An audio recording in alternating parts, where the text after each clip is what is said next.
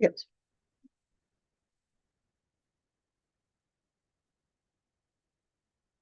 Giving us a camera, doesn't. It's doing the integrated webcam for the logging capture, which I don't think that is brand.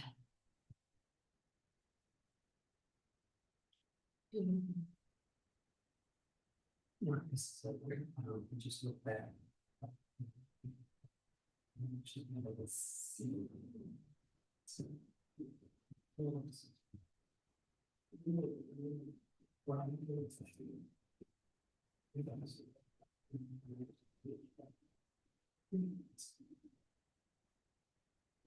This USB cable. It's gonna, I'm doing it just for a second to see if it still shows us. Still shows us. Excellent. Okay.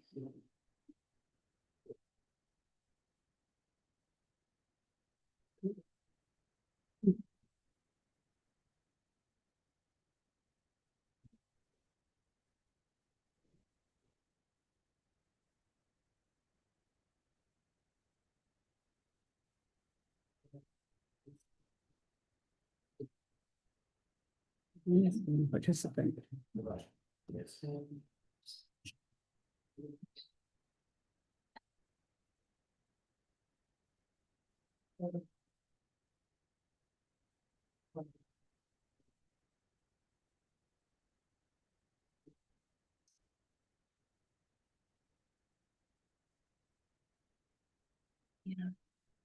While we're troubleshooting the camera and up here, I believe our audio is working. And so for folks who are logged in or watching the recording, we are just having some technical issues, and let us know if you can't hear us. But otherwise, we're going to keep on working on getting audio up, Okay, we'll video up, We'll audio's up. start. Yes. since we're 10 minutes late. Thank Sorry you about for- that. No, thank you. So welcome everyone to tonight's select board meeting. Tonight is Monday, Tuesday. We're board, it's been a while. Next is Brandon Dunlap, and we have Steve Flux and Steve Whitley, and Steve Graham, and Leslie Can. And first up is points of pride. I would just point out that last week was a really challenging week for us here. We just seem to have a lot going on, and staff just hit it hard, did a great job. Kept their spirits up. Yeah, they're awesome. I'm sorry, I don't know. Okay, anyone else? Okay. Okay.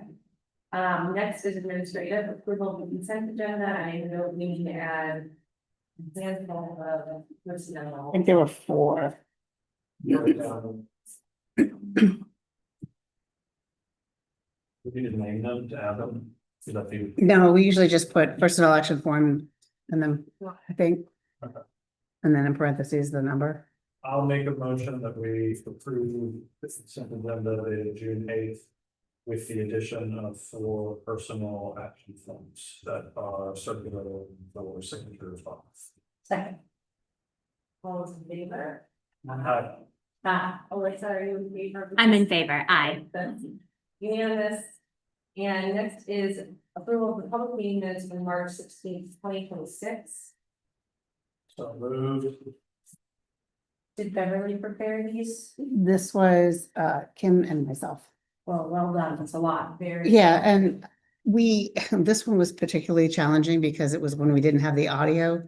So it took kind of 2 hacks at it. So that's, hopefully we get the audio right tonight. Wait, do we have a motion? I moved. All right. I'll second. All those in favor? Aye. And one there. All right. So we have 2 public appointments. First is roads, sorry, waiting roads.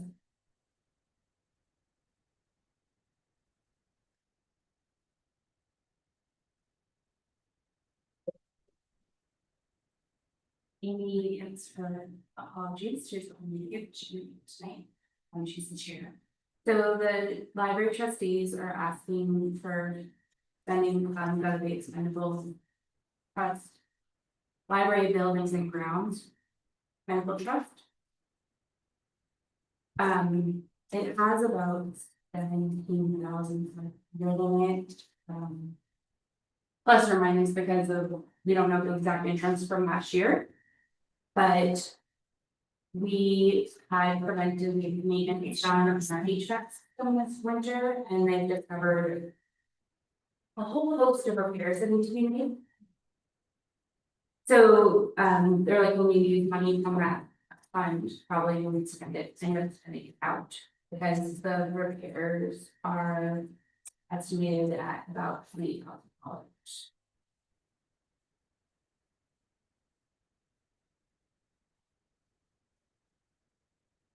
With the balance would probably come from just We general. would, yeah, we just spend the rest from general. Did you have that, anything slated next year or this year for those funds For in the that, CIP?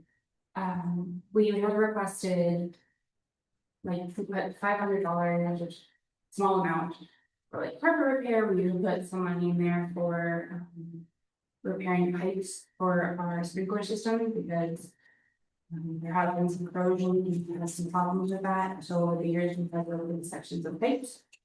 And then there's usually some money put in there for painting, so this is outside of those. But we didn't have plan B. But the sprinkler pipes are never plan B. Any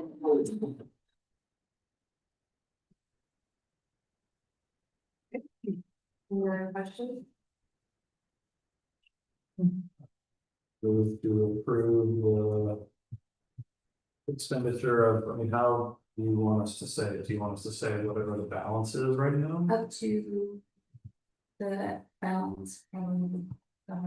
Okay, Let's pick a number. Yeah. Yeah. Up to $17,000. 17,000. Yeah, We know there's 17,000. yeah, Okay, Yeah. Can I ask a question? Are we tripping some kind of procurement policy with that number?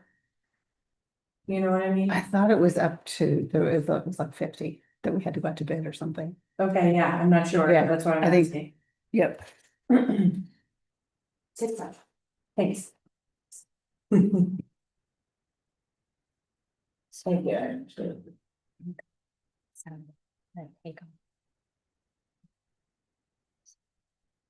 May I ask one of them, please? It's EME, we did ask another vendor if they would like to order. And this is the. They can and this is put in an offer. No. We have two different quotes, one for. blown. And one if we have all of them piecemeal, basically together, the whole things I need to get repaired. But luckily, it shouldn't. We should have time to work on those repairs between now and heating season, because these problems aren't impacting our flooring. Doesn't even, This is all heat related. This is all heat related, yes, so, very specifically, our air handling unit in that provides. Yep. The heat in the community room Got it. is not working. Good thing it's June. this is saying that the range from 10 to 20 department heads shall contact with minivan vendors as necessary to obtain at least 3 written quotes. Department head presents those quotes with the TNA on the recommendation for approval. In the event that fewer than 3 quotes are available, evidence of the attempts to obtain those 3 quotes should be attached to what is presented to the TA.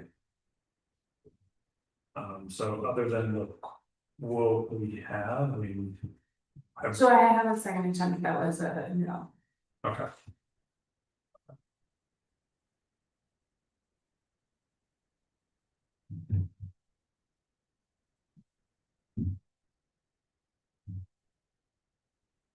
So it feels like we either need to leave the policy or ask Rose to attempt to get a third quote. Does the library fall under that? I mean, they would, I don't know, would they fall under town policy? Yeah, I don't. Libraries are a little different. Spending from maintenance cost.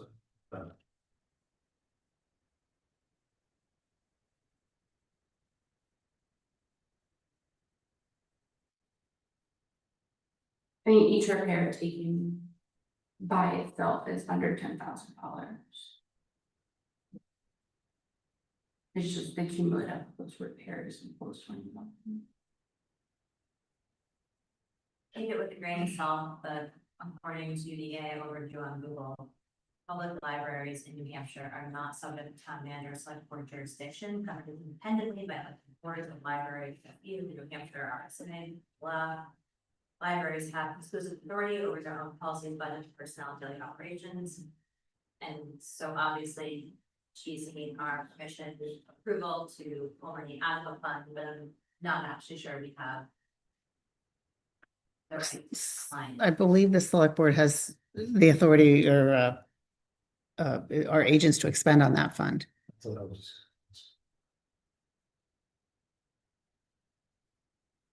But that would almost be, that would be strange because it would mean that the library would need to request of the select board the funding.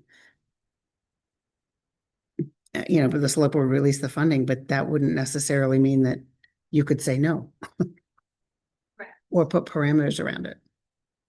Again, take this for yourself, better report.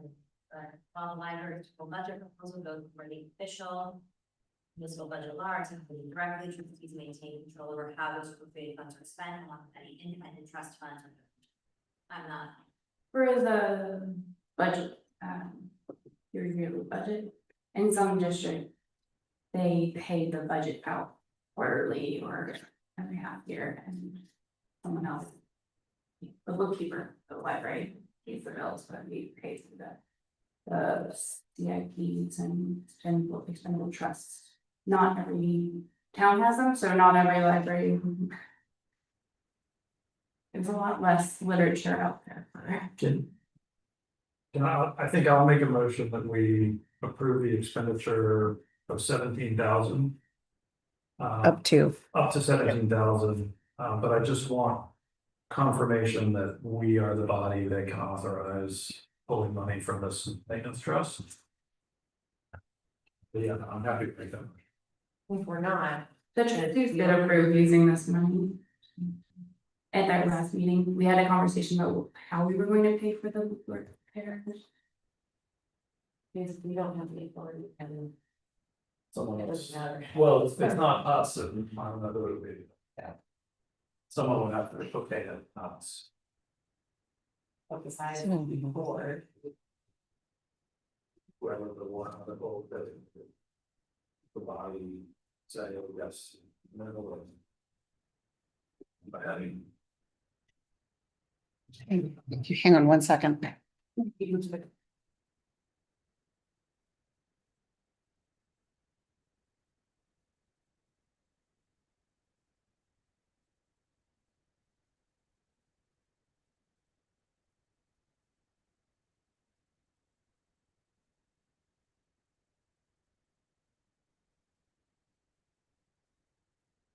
Which one is it? The facilities?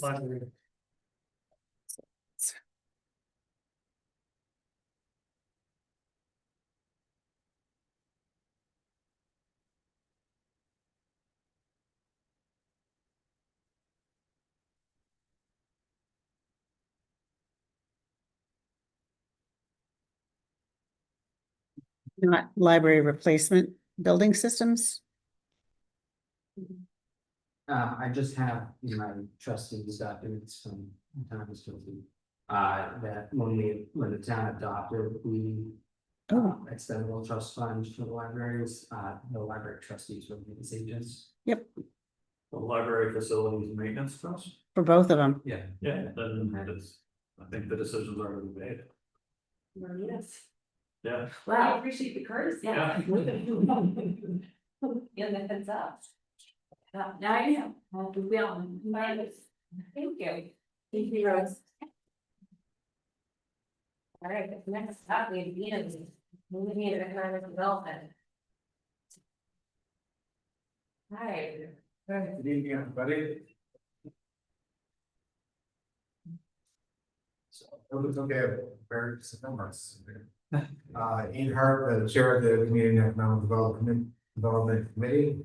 Our mission, as was approved by the select board last year, is to empower the town's economic potential by supporting and attracting businesses, enhancing the quality of life and broadening the town's tax base.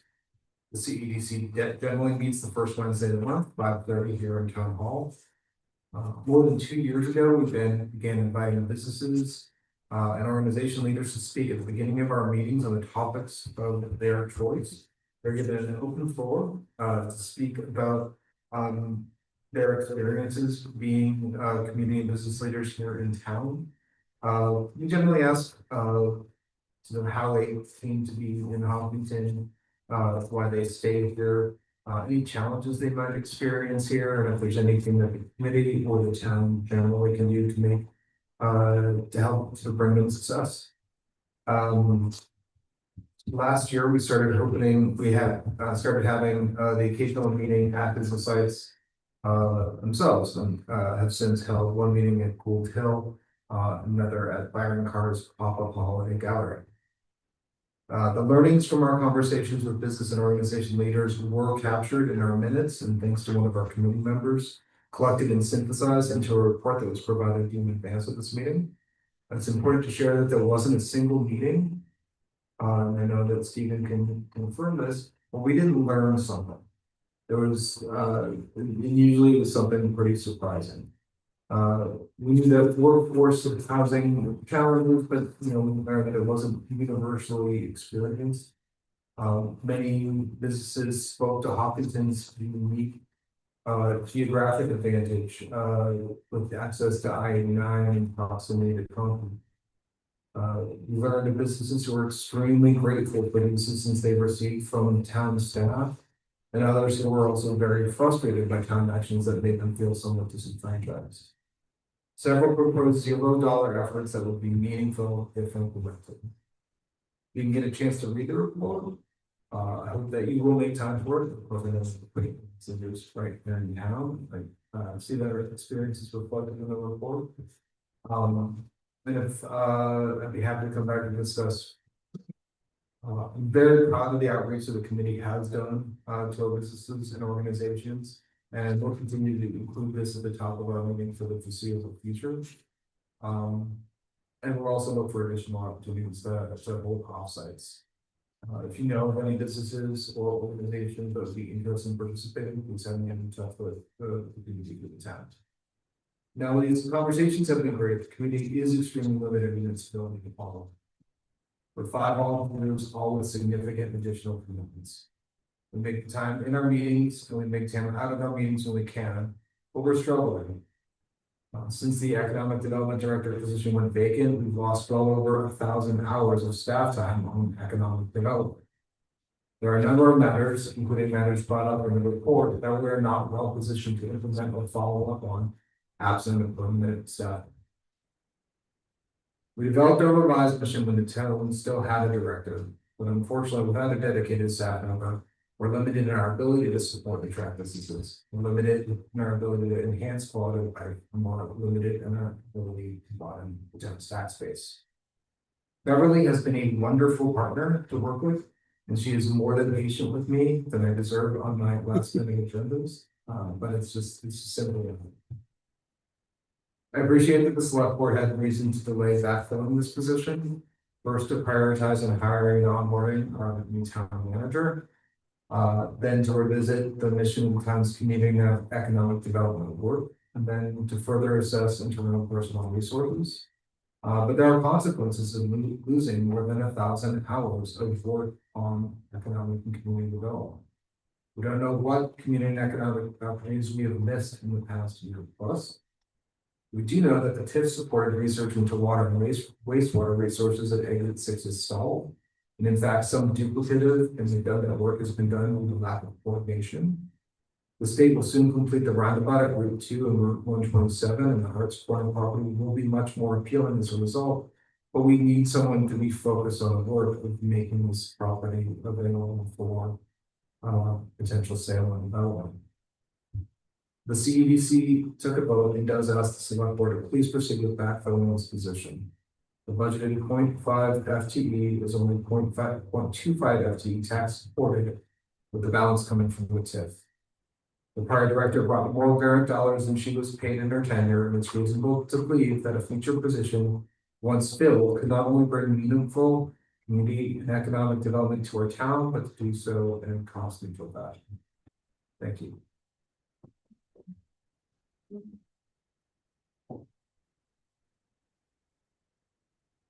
Have we taken any questions about the quarterly position? I'm going around to the class, but you help me understand some of the issues with procurement policies with the. There was a couple, you mentioned in the report of maybe RFP is not really getting to local businesses or something like that, one of the door vendor or something. Specifically. Yeah, it was a specific, I mean, it was a public meeting, so it was the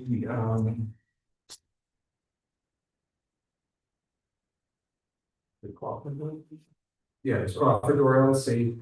And it's, it's unclear whether they had missed an RFP or if just, if, what had happened there. I'm not personally familiar with the That's- town's RFP and like how one gets out. But there was some administration, yeah. Yeah, And I think it's sort of like went part and parcel with, our town businesses wanting to feel like they're being, to the extent that they're contributing to the town and they are contributing to the town meaningfully. Yeah. That the town's looking out for them as well. And I think the same, the similar sort of sentiment could be, considered with JNM, Town and Recovery, who came to our committee. with Mhm. what we can do, so.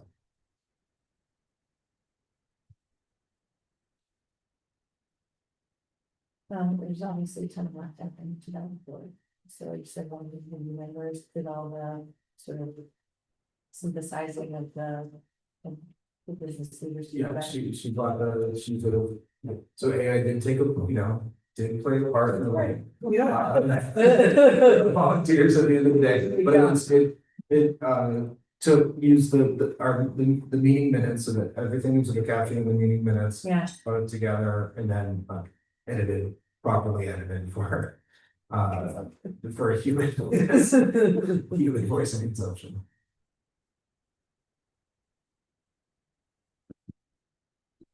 So we're big meeting here and we're maybe doing some work with the TIF, maybe some money or whatever it's. Yeah, that meeting is tomorrow. Oh, so that's cool. That was, yeah. Yes, yeah. I think the goal for that meeting is to meet with Central New Hampshire Regional Planning and then come to the select board with a recommendation.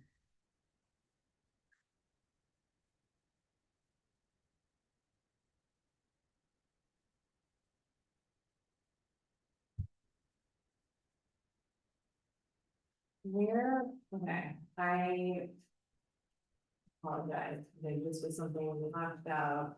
So we went through our meeting goal and job description, then I feel like we had pause on the job description, part of the TIF show. 969. Did we bring it, like, to be honest, I cannot remember if we waited on time jobs. I don't think we did, I think my memory is that we paused to finalize the mission statement, objectives and goals, Okay. which we've done. But that took a good bit of time, so didn't have the capacity to keep moving in that direction. And then unfortunately, some more months went by and it's still sort of on the table for action. well, and I think, Beverly in her capacity sort of realized that maybe what we were struggling with not only is just the timing of everything, but that we feel like there's more need here at town hall than like just focus on economic development, and that's why she made that comparison between an economic development director and a town planner that has economic development as part of their job description. And I think, I was just gonna say, I think Alyssa's worked with committees, looking at the committees and, sort of the status of each committee and what resources they have and what also played into that conversation. I remember out of those conversations, we were seeing a higher need for coordination between the cross departments, with committees and so to see in the report, one of the big takeaways being about supporting the business we have. I am curious, I didn't walk away from reading the report thinking, man, we really do need to develop things to fix. Like I walked away being like, actually need to double down on what we have going on here, making sure they have that support. And I'm curious if that's an accurate reading of the committee's takeaway from the report, or if the committee is seeing that major developments in town is still actually happening. I think that, I mean, the exit six work is some continuation of our attempts to advance the master plan. And that's, you know, the sort of one sort of parcel of development where folks, intend to get around was the development of exit six. It may turn out that it's either not developable, from a watershed standpoint or practical standpoint. But we're not going to know. And otherwise, the town has pretty limited capacity sort of for infill development. I know that there's been a number of other sort of discussion points, and desire for information by the committee, including just where are the sort of available parcels of land that are zoned for business. You know, I think everybody's still wondering what's happening with the brownfield. So I think that's, you know, the report obviously comes from the perspective of existing businesses. We have not to date bought any exit six businesses, but I know that from prior conversations, desire to expand is hampered by resource limitations. Can I just add a little something to that? The memo does have a chapter on infrastructure and business location decisions. And it does reference lack of sewer, water, and, you know, including potential actions to evaluate targeted water and sewer expansion in strategic areas, which to my mind means exit six among other areas. And so I do think that this portion of the report is consistent with the emphasis on exit six.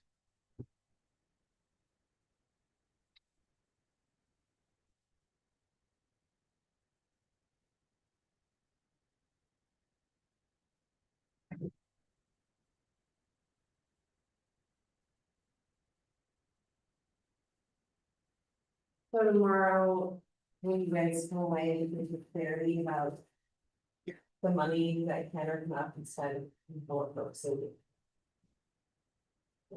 we take this one. I I can't say. Tell you tomorrow. Set up. Just for folks who are either Zoom or online or watching this here, it's, I know some of us know about it. Could you say what meetings is happening for them? Yeah, Karen and I are meeting with two people from Central Regional Planning. To try and wrap our heads around any thing we need to do that we're not doing right now for the TIF districts, whether or not we're allowed to expand or contract the TIF districts. And if we were to retire a TIF or both TIFs, what would that, what is that, or how could you possibly unravel? Not saying that we want to have all of the information. 2018 was a long time ago, and the meeting minutes from town meeting, while they do capture what happened up on the screen, I don't think they really capture like all of the conversations that led up to us choosing this path. There's some newspaper articles you can kind of piece together with the town meeting minutes to get the narrative of what that time is like. I mean, that's scared, but feels like forever ago. So we just need to reposition ourselves for 2026, because including two evaluations of town status happens in study. And so having the information, the full enchilada, so to speak, about what you can and cannot do with existing data, then gives us more information as we consider both the TIF in and of itself and its impact on our, like, the amount of money that's being funneled into it, correct? But also this would, whatever happens with it, would influence the position, the CEC position, as staff is currently funded from. what's that? Sure. So I have a desire to not concentrate on how we're funding it and decide what we really So need. I was watching the news, the New Hampshire news, not too long ago. And having lived on the Seacoast for a long time and shopped at the Fox Run Mall many times, that mall is now gone. And they are contemplating creating a TIF district there because they have a developer who's willing to come in and throw a bunch of money into redeveloping the mall facilities or the mall area.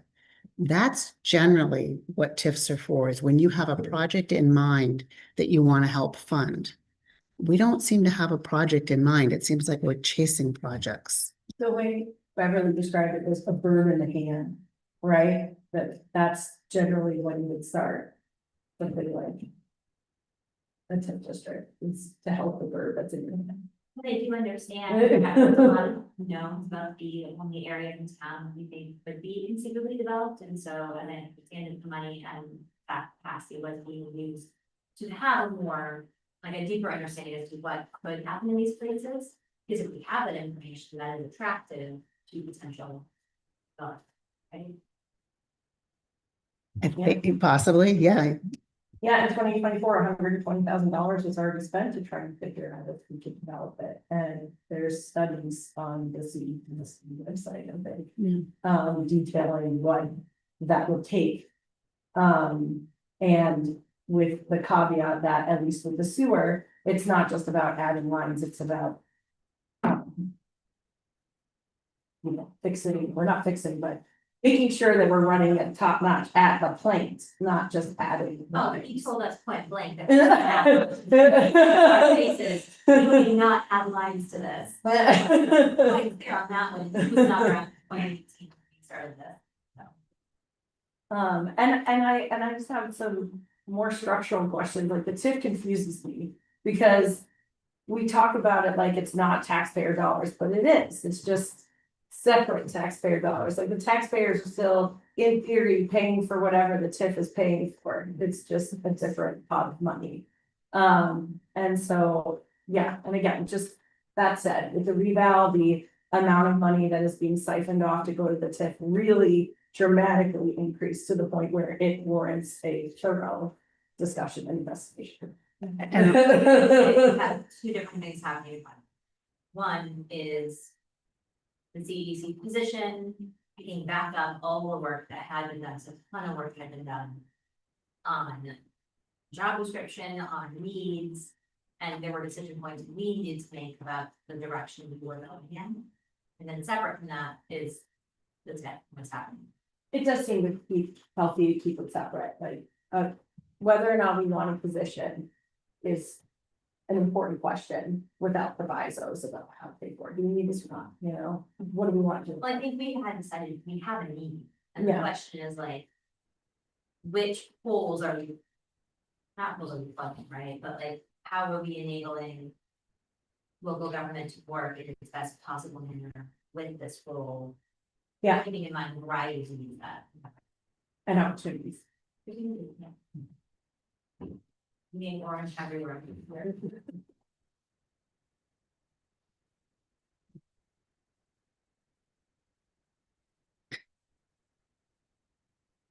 So where does that leave us for today?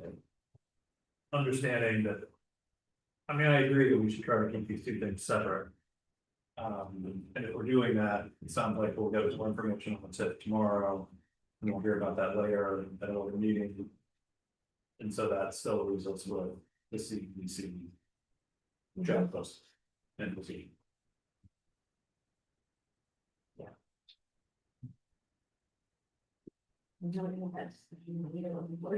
I mean, I know that we want, I understand keeping the funding of the position separation away, but. A lot of it to me kind of hinges on how it's funded, because adding yet another town employee. That in this budget situation, economically, I don't know. I'll leave it to you if you want. So there, we can make that question the very first, like, top of the list question, because there is like confusion about exactly how appropriate it is paying half of this position out of the 10. Yeah. So that can be our first. We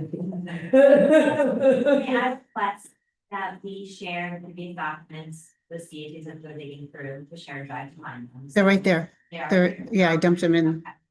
Okay. I So think there they're, was, I'm sorry, I don't remember. Yeah.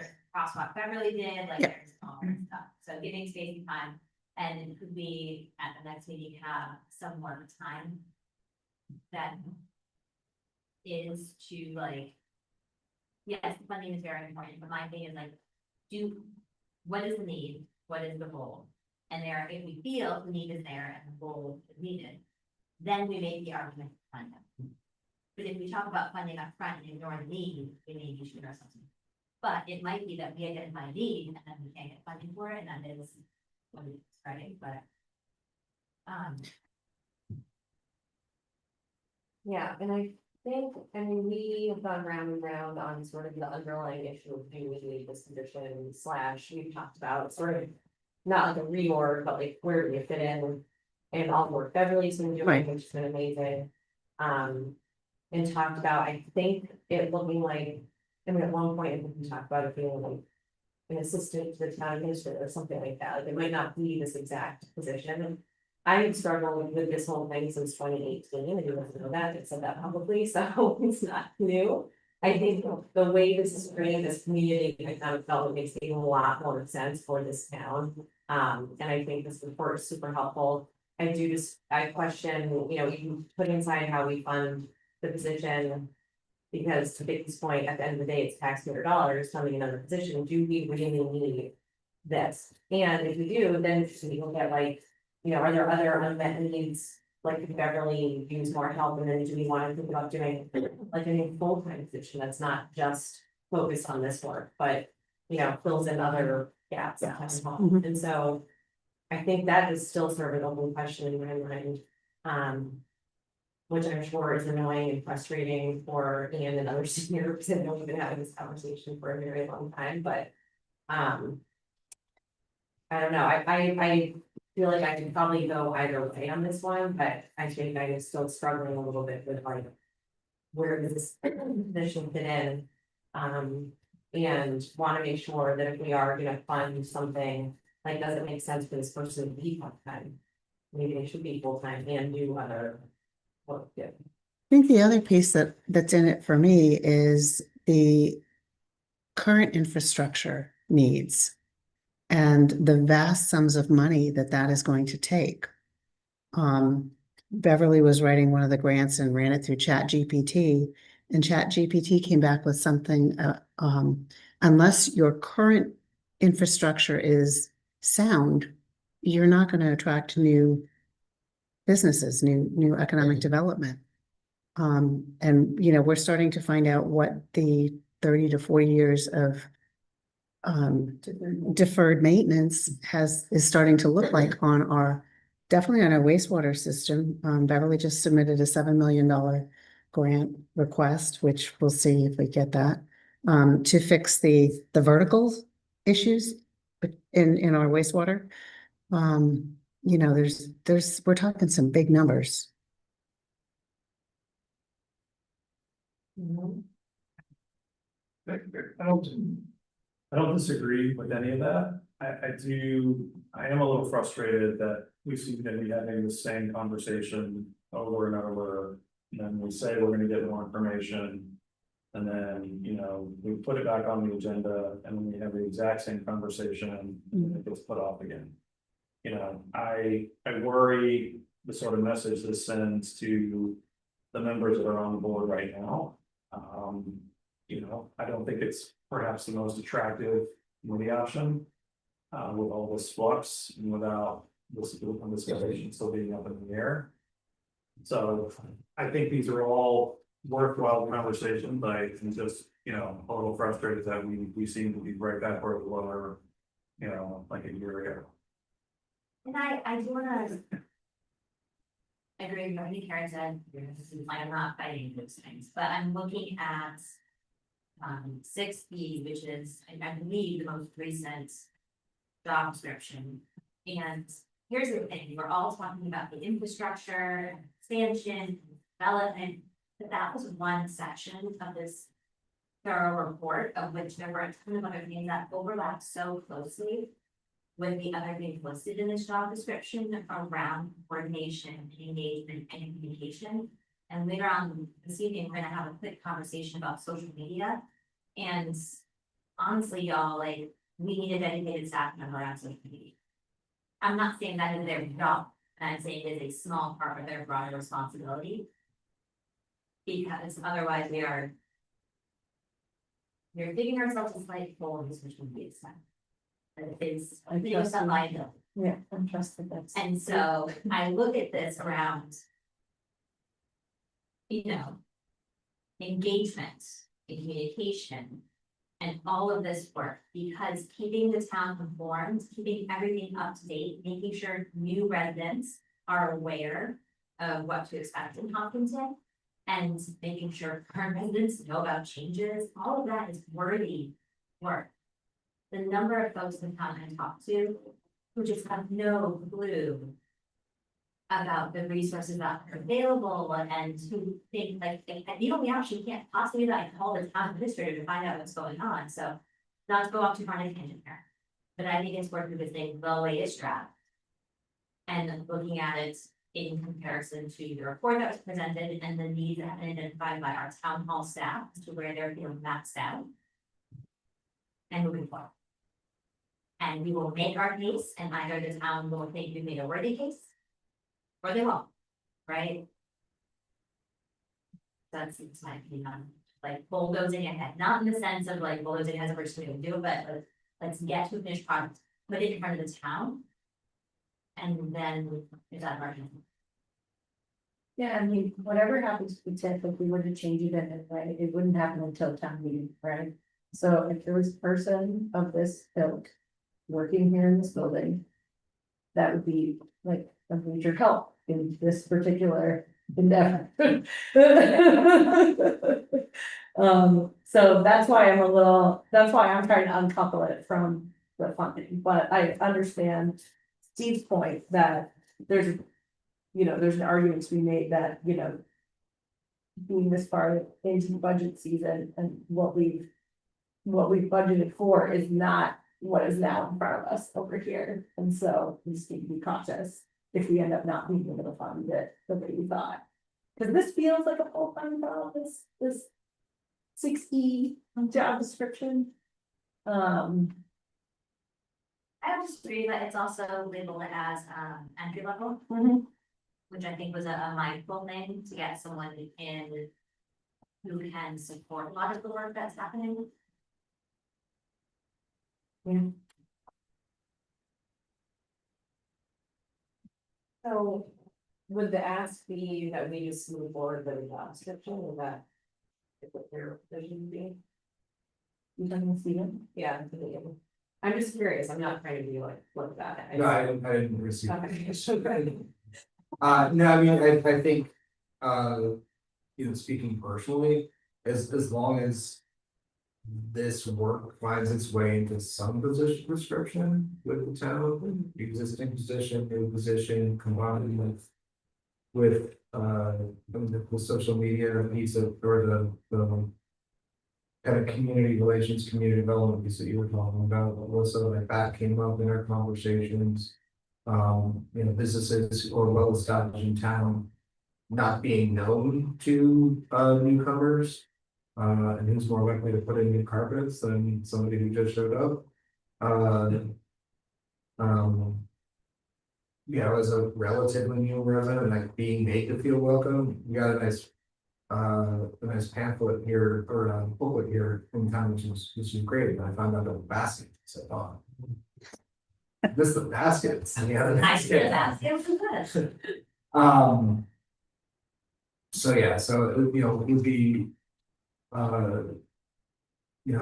with all respect to the existing staff here in town, having somebody who's, having a dedicated staff member assigned to, to have at meetings, who, and then who was part of the job description is community economic development. You've heard me all along. I mean, I can't say for how long people will keep showing up each month, as much as we enjoy the conversation with businesses. And talking about opportunities in the town. I think it's worth mentioning, especially with, Byron, behind me that, we were also charged with, overseeing the Riverside Park Improvement, working group, and we're just, we can't, we can barely sort of keep earning, can we go, much less sort of oversee, so. Like to see some resources there. And I do sympathize, but I will mean that the majority of communities in town don't actually have any dedicated staff member or that's some additional support. The housing committee. Beverly does our agenda from now, everything else, right, like. I'm just naming you guys aren't alone, it's actually rare for a committee to have a dedicated staff member. And when I say dedicated staff member, I want to be clear that the staff member does much more than the committee to which they are supporting, right? When watching online, and I'm not like they got hired to do this one committee. They are usually juggling one bazillion things, but it sympathize. And I want to recognize it is not the norm to have town hall staff resources pushing the work forward. It's nice when it happens. It's not. So I feel like the tip question is extremely important though, because if we find out that like it should not be funded this way, we're in a position where I don't think we can fund a position part-time or full-time until we do the budget, right? We budgeted, refresh my memories, like $45,000 this year to start April 1st. Right. And we're now effectively mid-July, if we were to do something immediately. So I think there's some funding for this year, but I think plotting a direction and, you mentioned the master plan, Ian, which is extremely important. Making sure that it's all heading in the same direction. I think that It also seems Pulling to all the me loose like ends. we need a better, like, I think you need to be weighing in heavily on this because this would be a new committee. And we need to figure out the, where this fits in. So I know it's annoying that we've been doing this for so long.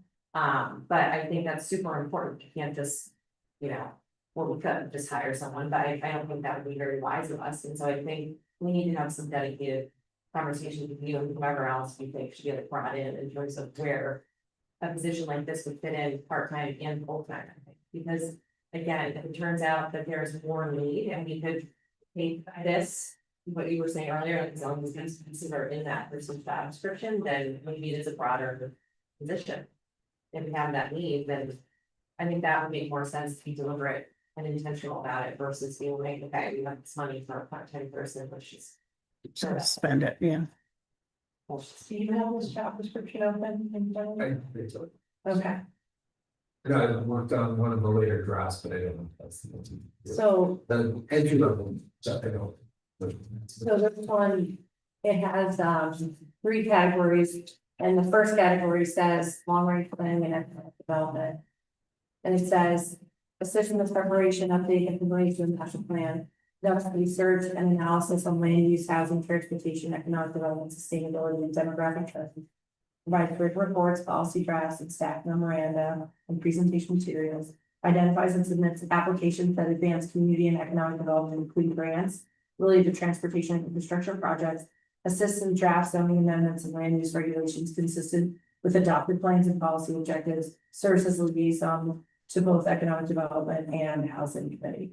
And then there's engagement and communications and, there's more, but that is kind of in a nutshell, the economic development part. Is there anything that just based on my verbal recitation, would you feel like is missing from that? So sharing in real time, business, outreach, so for current and existing businesses. Okay, outreach to current and existing businesses. That might be under the communication part. You looking at 6B? Yes, it Okay. says. No, I'm looking at 6B. He is under. Okay, that's what I could. Yes, it looks like the businesses are listed in the subsequent category. I don't believe I've seen this, position. This one I think was not necessarily being proposed. This was pulled from as an example of what sort of Beverly was trying to make the point that maybe we're talking more about a planner as opposed to economic development. There are a lot of similarities and crossovers. So I think this is an example to compare with what we had, which was the 6B was, I believe, the last one.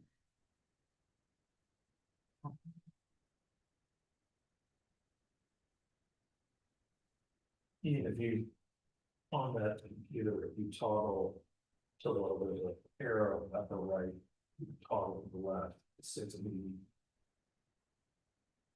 I think that has the most recent. That was what we talked about in February.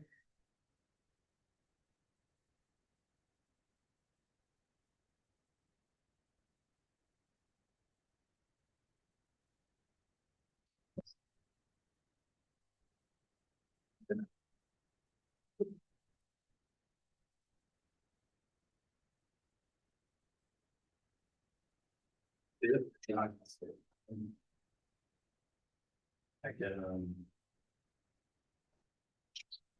that is,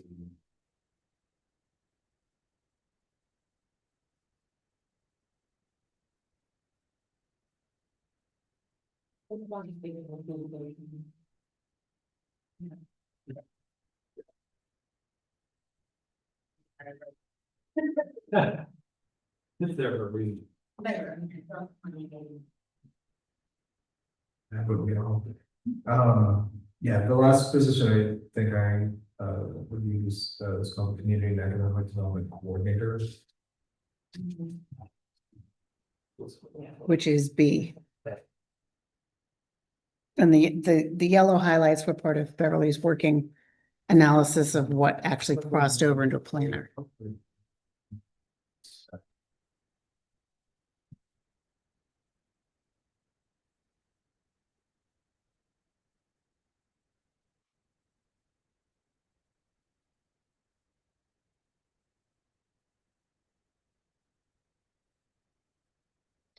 To sort of to recap, the work that Beverly did here was a synopsis of listening to the board talk about goals, listening to us talk about the need to do something with the economic coordinator, development coordinator, and other needs within town hall. And she sort of, in her wonderful fashion, distilled things out for us.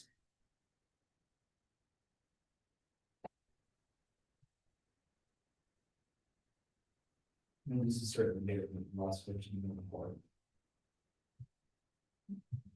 So Beverly would be okay with this, are you guys okay with this? Everybody, stops.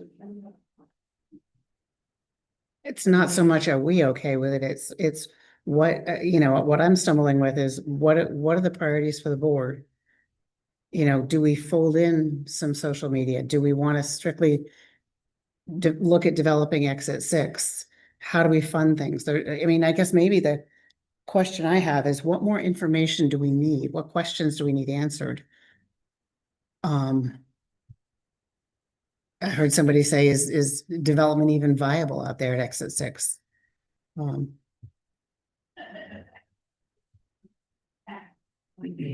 think maybe that's, I personally would be leaning more towards some position that assists in various places.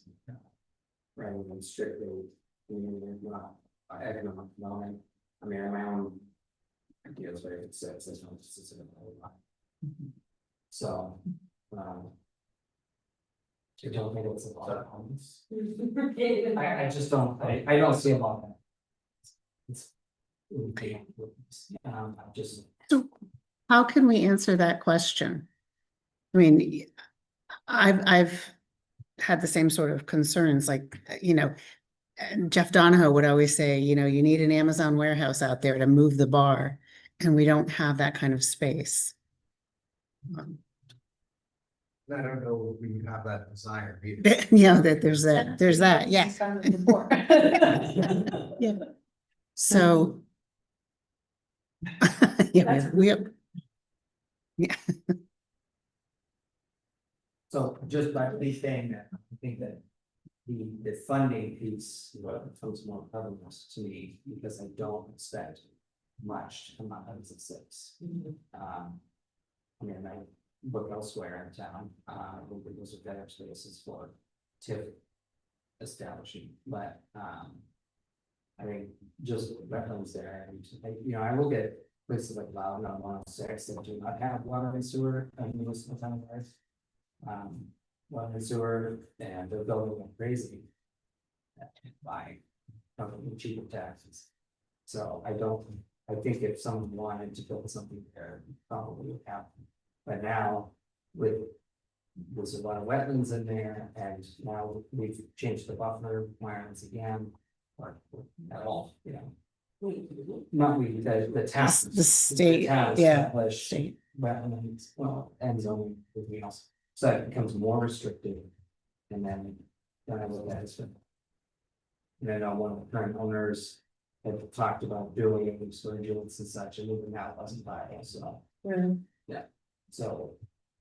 So do we need to somehow capture that? Do we need to put an effort into maps and what is developable within the exit six TIF? Excuse me. Well, if you just go onto the town assessing website and you layer in wetlands, protected zones, protected wells, this, that, and the other thing, you narrow that at least down pretty tight. And so when you go to other areas like Parks Corner, which I think would be more desirable, of course, doesn't own all that land. To me, that would be a better focus.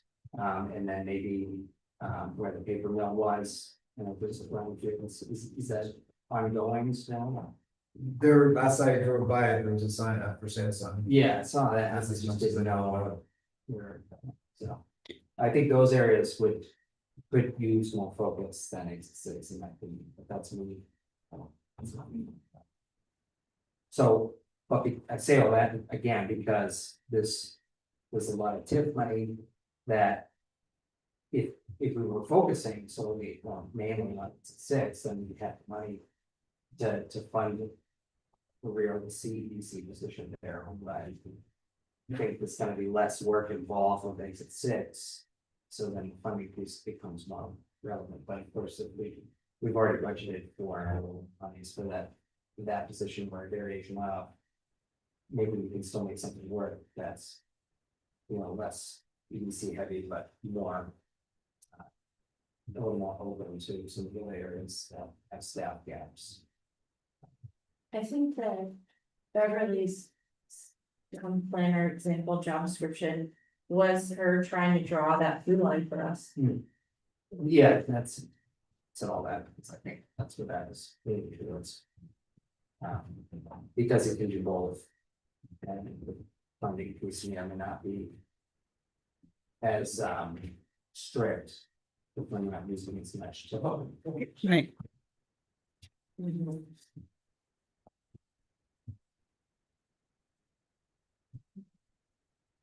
On the exit six question, if it would be, I mean, the committee would want to know how much of that is actually controllable, and if it's not, then we can sort of start pushing our energies for other things and start working on a revision to that chapter.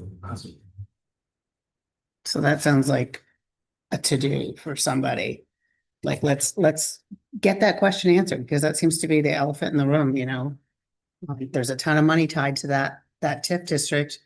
I went down and looked, and there's a lot of private property in there. A lot of it's being developed into nice homes, but maybe we need to just really kind of, that's why I say, do we need to put some visuals together for folks? And then have that conversation, Yeah, I think we need. because that's where the money is. There's what, 26,000 in the other one, Vicky? I think we Yeah, looked yeah. or something like that. Yeah.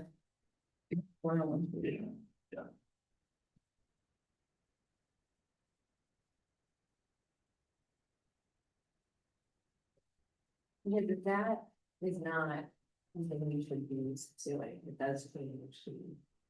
And it doesn't change its full job description, but it certainly is a chunk of. The problem. And then it can obviously we've got the funding part of it. So I think we can do that well at the same time. I still feel like, Karen, I'm not clear on. Like, what we're looking at, this job description from February 2026, does this? I wanna know, like, does this get at certain things that like you or Beverly or others think that we should be doing more of? You don't have to answer that right now, but my point is like maybe. I know it's annoying if this is, we take another look at job description. If I'm hearing you right, I think what we want to know are what are the things that are in that really and Karen are saying no to or are feeling stretched on, in which we as a town are missing opportunities that benefit our residents. And it might be things like a list of ideas in the report from the CDC, right, around welcome packets for residents, around supporting the smart businesses with this game, right? Maybe it's other things, I don't know. I'm just curious, what are the list of things that we are not saying no to? We can't do right now. Because of capacity issues. And it's not to say that we're then in a position that does all those things, but it's just good to know what is it we are saying no to. And are some of those things that would actually save us taxpayer dollars? That would bring in additional revenue, or that would otherwise provide a much higher quality to our residents. Awesome.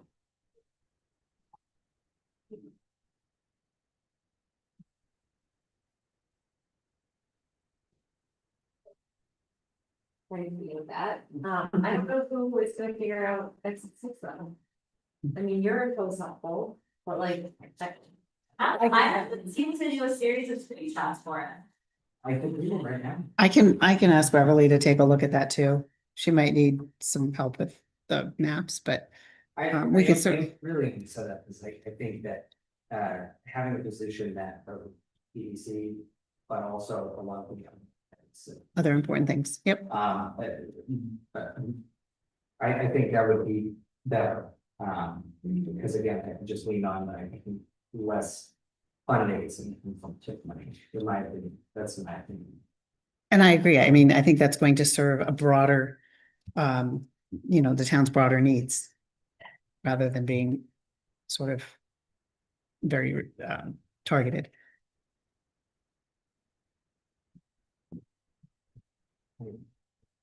So. I will, we're gonna have our meeting, we'll come back with some options, talking points, considerations. And we'll put visuals up too. Yep, so we have some information to share, I'm sure, we'll have, and food for thought, I'm sure there's gonna be a lot of things. We That could the- regroup with Karen and Beverly on this job description and like, are there, Yep. to Alyssa's point, are there. Other things that we think we should put in here to make it a more, sort of like a broader role? You're looking at the February one, right? Yeah. Okay, yep.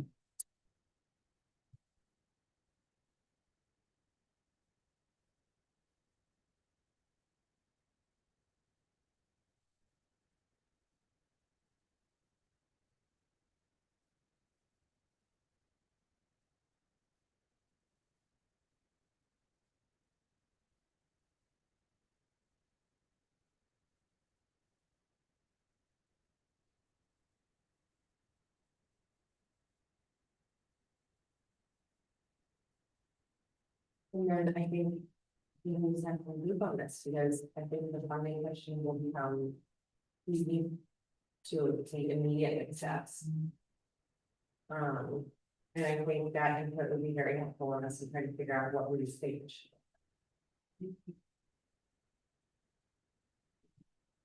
Could I ask that whatever comes from that work with Karen and that you provide even as soon as you guys have it ready to go, just so ideally the CEDC has an opportunity to comment and please set that on, meetings aware of it before we, I don't know. broader discussion, sure. Yeah,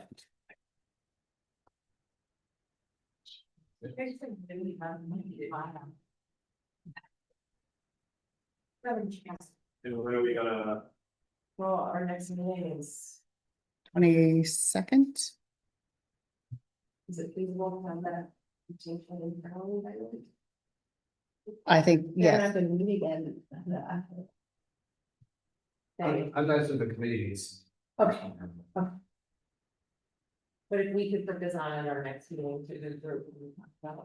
yeah, we'll at least have an update, I think. If not, some finer information, because we'll have had a meeting. I could see where we might have a follow-up meeting with Central New Hampshire if we really get into the weeds. I don't know, but we can certainly share what we've learned at that point and sort of where we're headed. If we don't have all the answers. yeah, I'm hoping we can share everything we've learned and then maybe give some recommendations, but it's really. For all of us, not like those. And then the voters.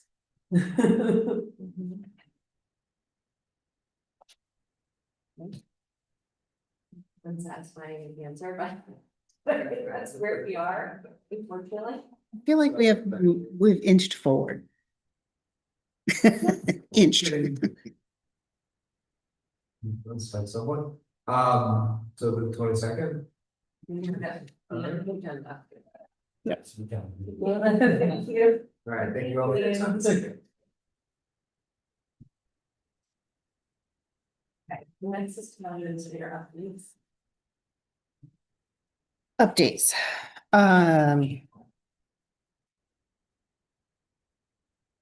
Department visits, let's talk about that real quick. Do we want to, I'd sent out this, actually, I put the schedule in your drive. Do we want to make any changes because we have Sabrina's limited on Thursdays? I can't make any of, but. She's serious. You know, I understand meeting. So. I didn't realize I didn't know I didn't schedule it though, so it's more of a, I'm supposed to add an opportunity. We did the towards last, right? You know, I don't feel like I do use them, but, Other, anyway, don't feel bad, but I did not really see. so in our last meeting, we talked about doing one a week because 2 a week was a lot last year. Do we want to try to do 2 a week? Or do 1 a week and, alternate days? The only day that I think is going to be at all restricted is maybe a Friday. Because right now, DPW is not here on Fridays, but that's what, 2 departments, transfer stations here. Do Thursday work? Yeah. generally? I have a total very good schedule, no particular day or time is good or bad. Well, we don't need to go through the whole kind of reschedule these, I think. It's on the message to be delayed that I'm sorry that I'm not there, it's just for. I don't think anybody thought that. And then, the meeting comes up and it's. I just think it's gonna be a pain, right, 2 a week feels like a lot. And these have already been sent to the department to do. They were so flexible, honestly. They were like, any day, pick a day. I had a couple say, well, I'm not available this day, but it was pretty easy to schedule. So if we were to do, alternate between a Wednesday and a Thursday or something like that, I think that could work. So the one I probably should be at, a transfer station and now for the. And we have a lot to talk about with the transfer station. Yeah. Maybe, if possible, DPW and transfer station, not the daily department portion, but. And maybe most importantly, transfer station, because DPW is scheduled for June 15th. Transfer station's July 9th. I just went based on last year's, Okay. Order. Yeah, order. So things can move around, however. Maybe just. Want to make those Wednesdays instead of Thursday. What that meeting is gonna be this Wednesday, I'm not doing this. Oh, wait, no. No, that's next week. Okay.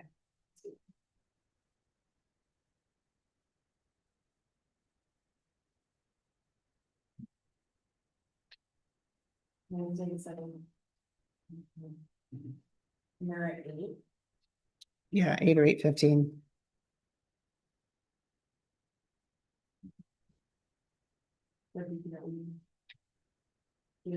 June 17th, okay. You know, then it's 8:15, I see that video. Can't get home school at 8:05, so you're second. And then transportation would be Wednesday, July. So can we, sorry to do this, to you, pause that for a second, because later we're going to talk about meeting with Webster. Do you want to meet with the transfer station before we meet with Webster? We're looking at July 6th or July 20th. Those are the next two Webster Select Board meetings, and I think it's our turn to go visit them. Could we do transportation on the 8th and then go to Webster on the 20th? The 8th or the 18th? You want to be here for July 9th, so we both back to. Oh. Which would be a Wednesday. Mhm. We go meet with them that night. No, sorry, they meet July 6th or 20th. Did I say Okay, so 8th? we did transportation on the 8th, July 8th, and then met with Webster on the 20th. Oh, I see what you're saying. Yep, yeah. Okay. July 8th. Okay. Okay, just to make sure I'm actually not. Everything is more or less staying the same, except. DPW transfer station to keep bumping up one day. Yeah. Yes. Everything else is the same, and it sounds like we're meeting with Webster on the 20th. Yes. Excellent. We're going to suggest that. Yeah, he gave me those 2 dates. So, We've heard. Just a little. so Alyssa, Vicky and I were at this Leicester Center last Friday, had a really great visit, with both Lisette and Paula. There's a lot going on over there. Those folks are just, making so many wonderful things happen in the community. The one thing that Paula asked me to carry forward is, that she didn't get to mention was the number of volunteers that make that place run, that are turning the wheels, and just the amount of work and programming and positive things that they produce for the town. It's just, they're amazing. So a shout out to those folks over there who are keeping our Leicester Center moving forward. What else to just cap on that? Lisette, basically, I'll give you a real quick overview. She described, her responsibilities, the process. We talked about, she and I are in the process of kind of looking at the town's guidelines and the town's process to see if we can streamline anything. She's already found something that she's changed where she would ask for authorizations prior to an application, things like that, just to facilitate assistance. She's got some great volunteers that help out. The food pantry, shifting into its own realm again, back into a different realm, is going to free her up quite a bit, I think. She's been really putting a lot of effort in there. Paula talked about the milfoil. I threw the milfoil report in your drive. Just as an FYI, summer staffing continues to be kind of looks really good. No, it doesn't. Yes, it does. It goes back and forth depending on kind of the students and their schedules, but right now she's feeling really good about things. She's been working on the use agreements, the barn draft. We're going to talk about that a little bit later. There's also one for the Leicester Center, which would encompass like the food pantry and dial-a-ride. There's nothing formal in place, so we'll be having those conversations. And the barn, that was the other thing that we talked about. Other updates, those are really the high points. I've had a couple of questions about what is the town doing to celebrate the 250th? And I talked to Paula, and her gang doesn't have any more bandwidth to do anything really spectacular beyond our usual 4th of July. So I don't know if you have ideas or if we want to do anything. The library did an event last weekend. Not gonna have to meet on that. Okay, I'll spend it in there. okay, cool.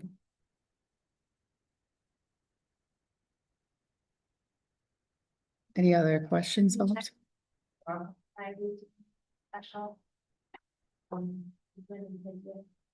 They just sent out their program. I don't know that it. We don't have anything on the board. Right. I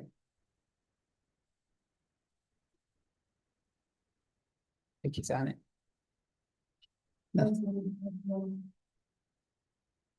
On Saturday, June 27th, they're having a reading of what to you the slave is your fourth of July. The Frederick Douglass, yeah, Sorry. and they'll be here in town hall. Good idea. Yeah, the legions, yeah. Thank you, definitely.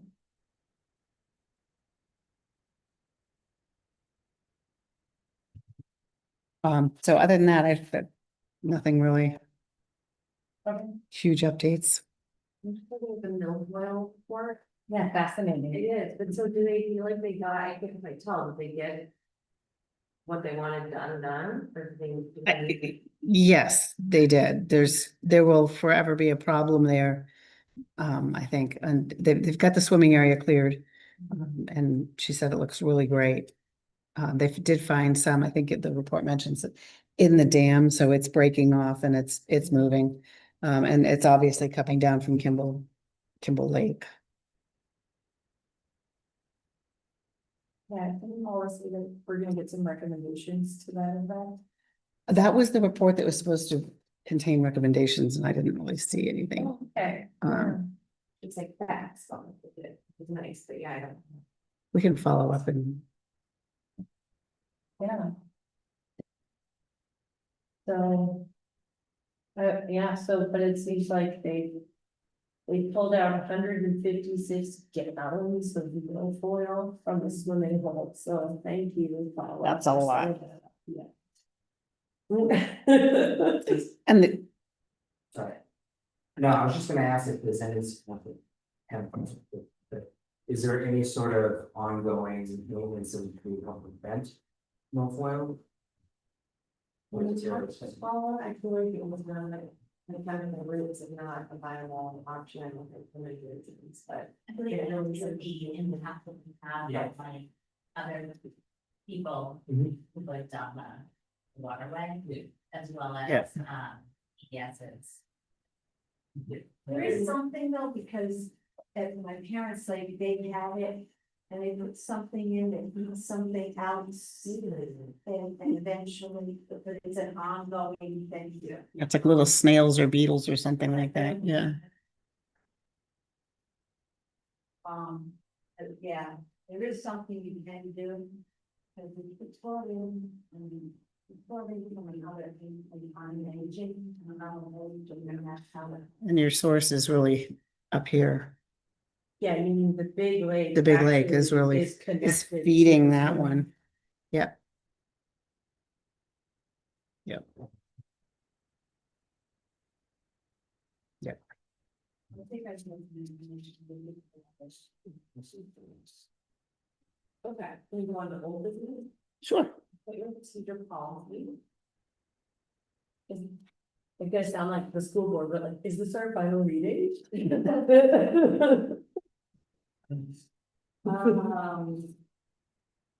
I think the hope is that. Okay. So Beverly made the changes that we talked about in our meeting. She reordered parts of it, changed some wording.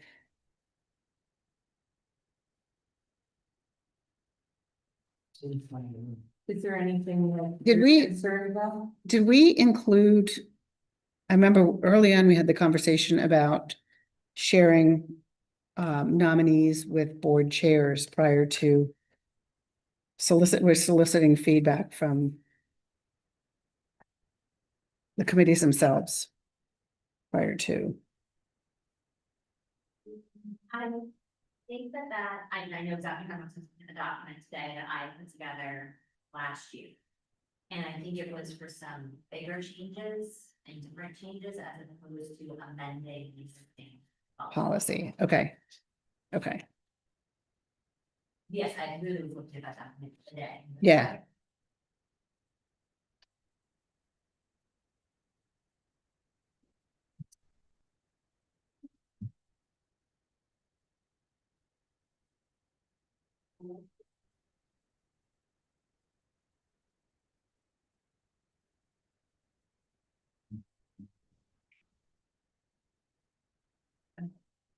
I'll make a motion that we approve the appointment procedures for the policy presented to us. All those in favor? Time. Thank you. Thank you. Thank you, you and Beverly. We want to test our policy over. One down. Maybe communication Sure. which is for this final draft, if it can be shared with all the chairs. Yep. And encourage them to then share it with their. The folks, yep. So that there is no one in active volunteer duty that is not aware of. Yeah.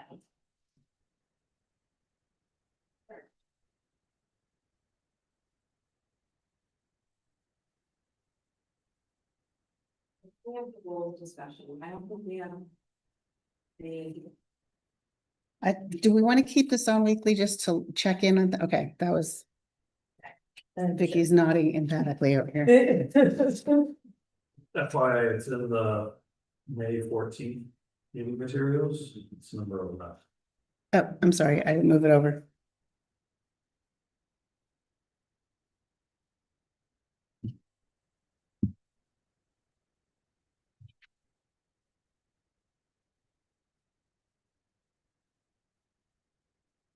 I am meeting with Karen and Kelly later this week. We're gonna talk about donation policy.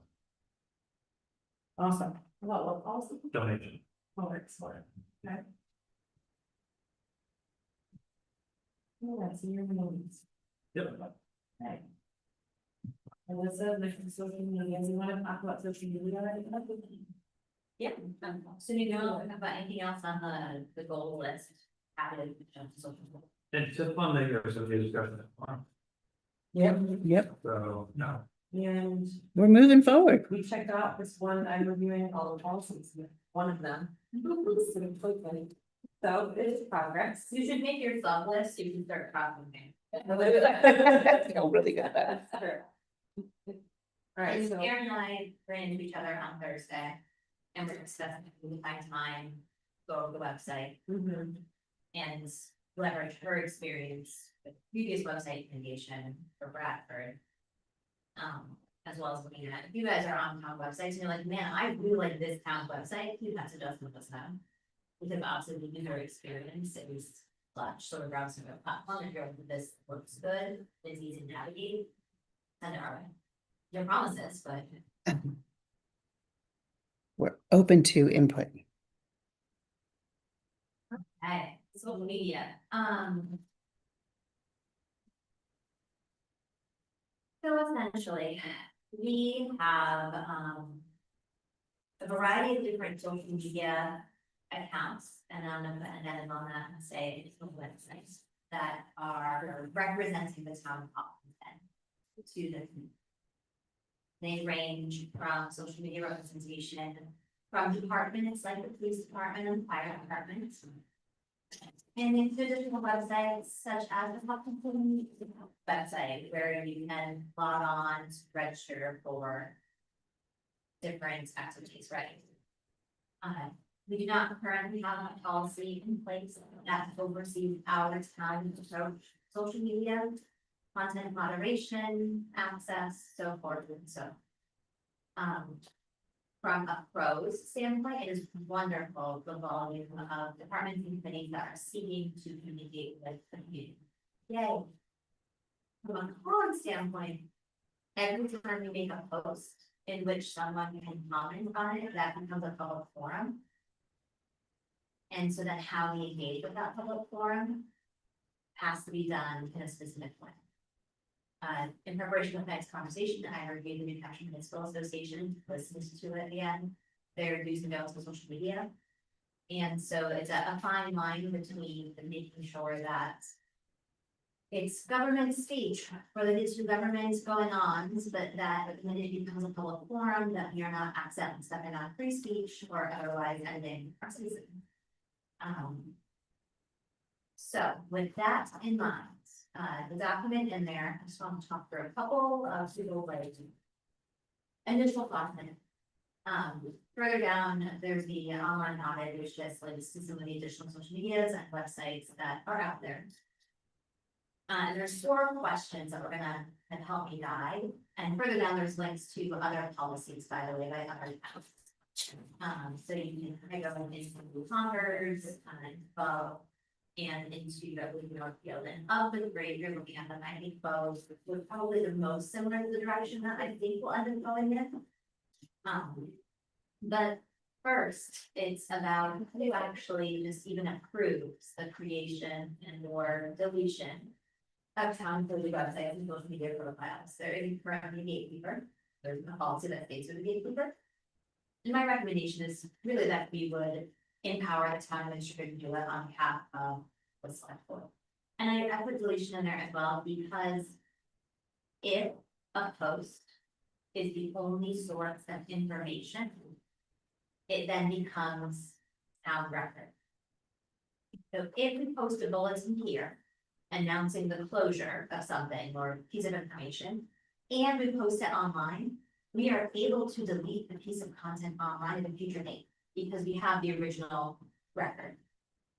If the post only exists and it is pertinent information, it is now government record, and if we want to slip down on the website or the post itself, we have to archive it specifically so that it could be later presented, much like minutes, right? So that's why I'm mindful that we want someone to charge and hold the creation and deletion, because we need someone to be thoughtful in the taking down social media. Of a site or post? All the above. So let's say the police department decided 2 years from now that actually don't need their own independent social media. They want to just go to the towns. We would still need to carefully deactivate. So what that actually looks like, I'm not sure, it'd be much easier, right? But it just keeps down the there to make sure that anything that has records, that is appropriately archived, screenshotted, saved. what Yeah. have you, reference. So I'm not trying to jump the gun here, but are you, in the end, and I haven't read both policy, but in the end, do you think we'll end up with something that recommends that anything you post, you print out and put on the bulletin board?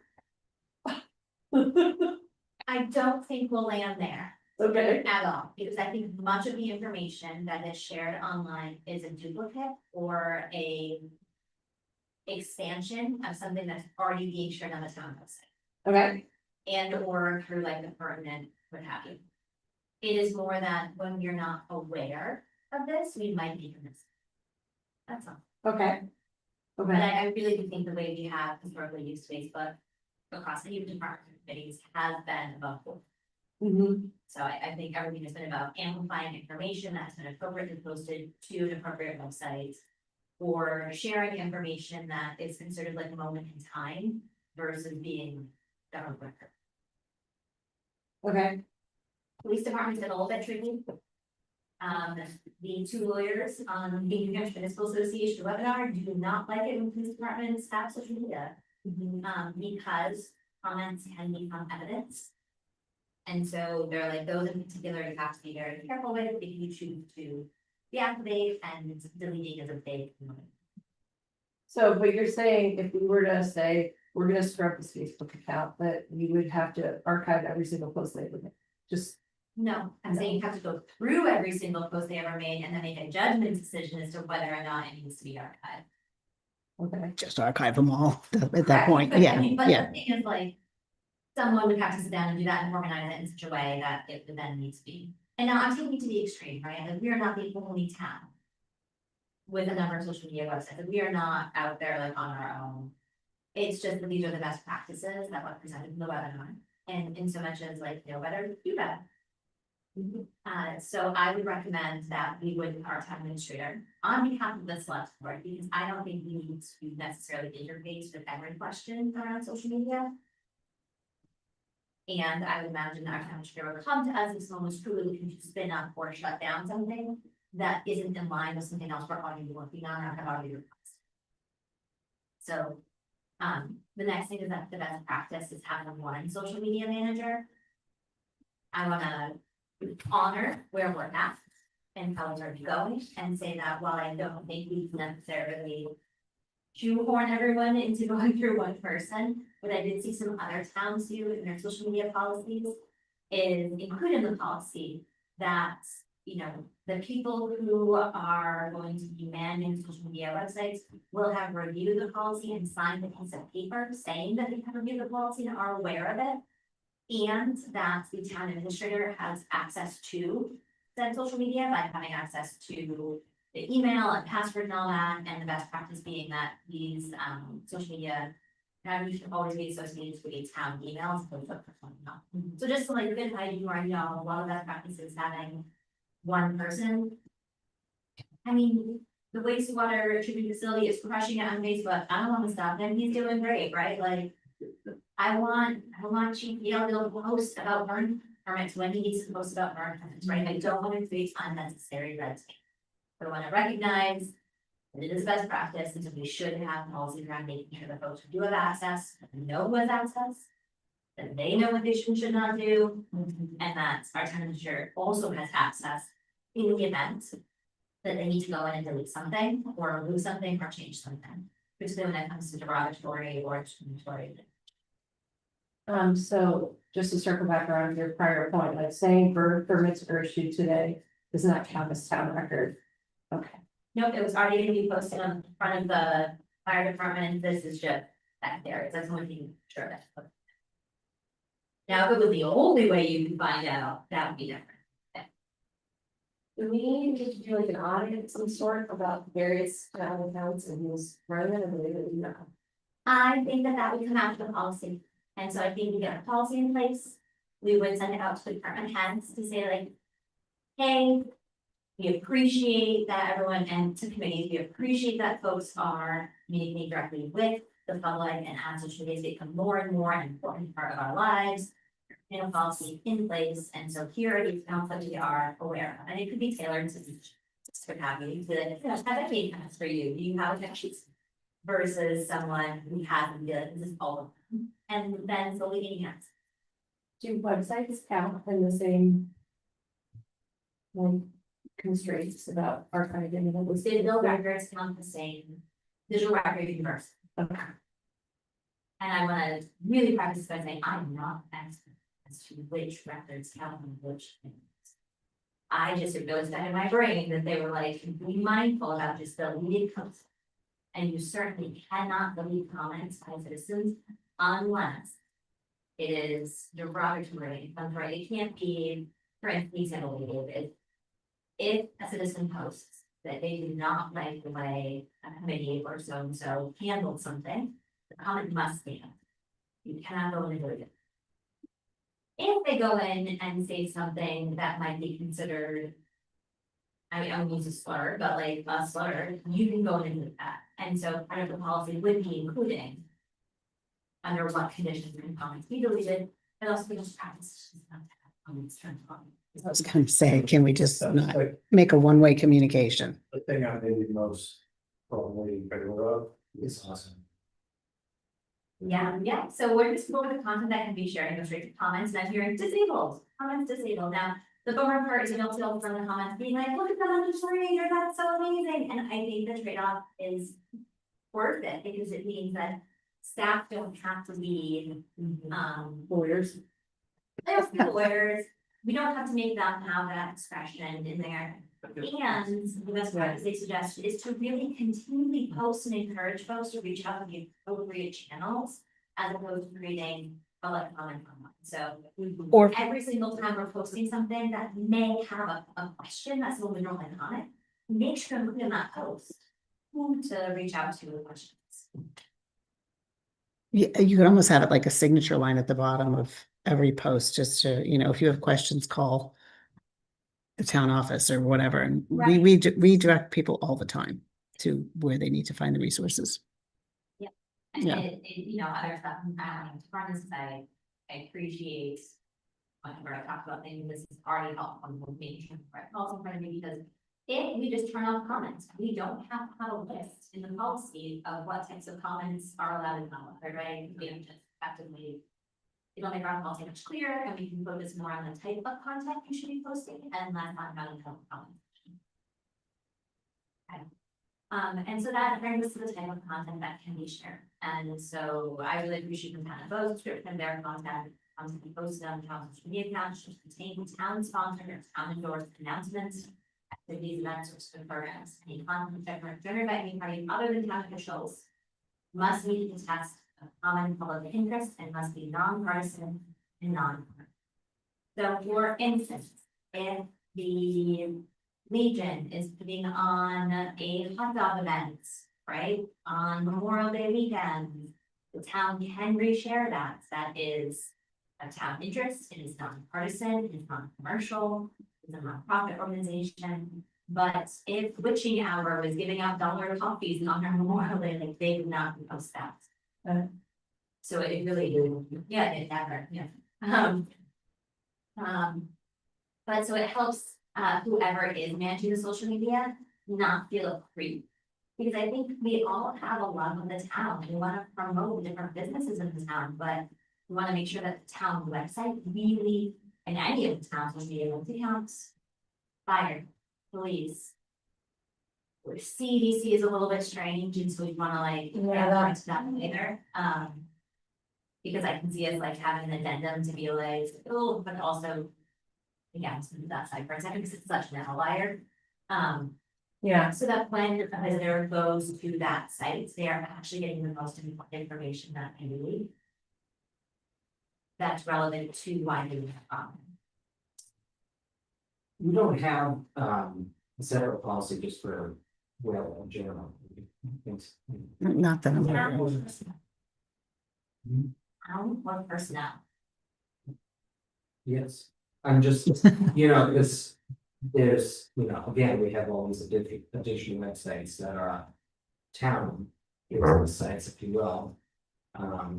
Sites of that, we don't have anything that, No, that's why we're working on something like this. right, so this should this include that, right? It will. So I'm talking about social media, but really what I'm talking about is communication through online media encompassing websites, social platforms, and platforms and those which are not trying to define because we don't know what we invented in the next 6 months.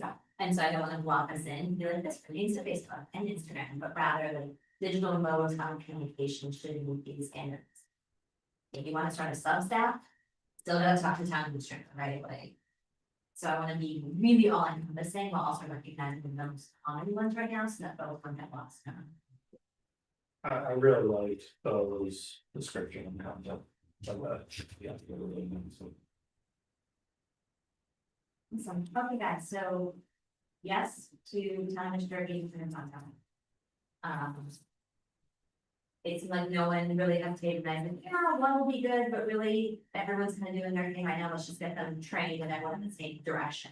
Focus on taking things away or content, Bo's description and comments to say. And so I will have a, like, fairly short. Like 1 page or but not bigger for you guys at the next meeting. So a draft policy or just like more Draft depth, policy. okay? So Bo does let people do comments, it feels like. 'Cause Everyone else lets people do comments, and I feel like it'd be best practice to not, and so that, if of all the things we're gonna like change right now, that would be the thing I would change. I wouldn't say, no, make all of those 2 to 1 person, or no, like, rather turn off comments and include like set a standard signature line for each committee or department. So I don't necessarily need everyone who has a question about the fire department on town hall, like fire department. But let's just make sure that we are reading that over and over and over again. The best way of getting answers is to reach out for people. I I still wonder about keep narrowing it even further. And I know it doesn't, communicating with the town and, reposting this, that, and the other thing. But I'm wondering, I've always kind of wondered, is that the town's place? Do we have a lot of community pages that people are, posting, people are posting to that, discussions are happening out there. Is it, I don't know. Is it the town's responsibility to, talk about anything that is not town business related? I don't think it is, but if some of those community individuals provide the event details and then meets the sort of description of what we're okay with posting, then I think it's fine for us to do that, provided it doesn't take too much capacity. Because sometimes I Google stuff, because I think it's a town event. And I mean, sometimes I find it and the town has shared it, even though it wasn't a town event. Yeah. Or I learned that, oh, this was put on by some other organization. So I guess, I mean, it's hard to tell sometimes. What is a town event and what is. What is not? Yeah. But I'm pretty ambivalent on that, so if people feel strongly like that's not something we should be doing, that's the way. You are in favor of that, please point that out. I was afraid. I'm just asking the question. I think that there is something personally special when I see on the website celebrating our athletic accomplishments in ways. I think there's a level of town pride, excitement. And I think it brings a human aspect to the town of presentation on social media. I get that there's tons of other places that folks also get that online, so I'm not. Like to say, So one thing I've been watching on our website, because I'm there more than I'm on Facebook. We have, I think, 5 or 6 slots in was it Hop News on Yeah. that left-hand column? And we can put ticklers, or they call them stickies, so that they rise to the top. And I'm very cognizant of when events are happening. Like right now, there's a sticky on there for the highway vacancy at the highway department. But it is pushed off the bottom because there's some other much more, in my judgment, pertinent events happening that, will come and go, and then that should float back up again. With like Facebook, I find that if you're not checking it all the time, the fact that the dump was closed that day got pushed down because something else. So just,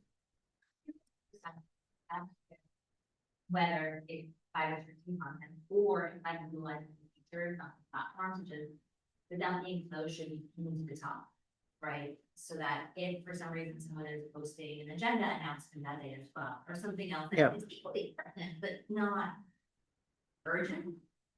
And so that's just the social media help of okay, whoever Yep. is managing it. Even if it was just town content, we should still be utilizing the pinned feature on either platform. which is, yep, To make sure that things that are about today are up there while other businesses. Yep. And I don't. Okay. I don't think we are. And I say that as one of the 3 people who have access to the. right, Some of that's about alignment. Yep. Conversation and making sure that. Which this will help us jumpstart that conversation. absolutely, yeah. Um, So, Post me a favor between now and the next meeting, because the content section will be super easy to edit, right? You can make a tweet to that. Post good between now and next meeting, go on the town Facebook and look at the type of content that is currently posted there. That you can come maybe like, actually seeing that made me feel good about Hopkinton, or I actually think that this is the way and we should really focus on this being bulletin board announcements. Sound good? Yeah. And we'll have language here in either direction. That it can just be.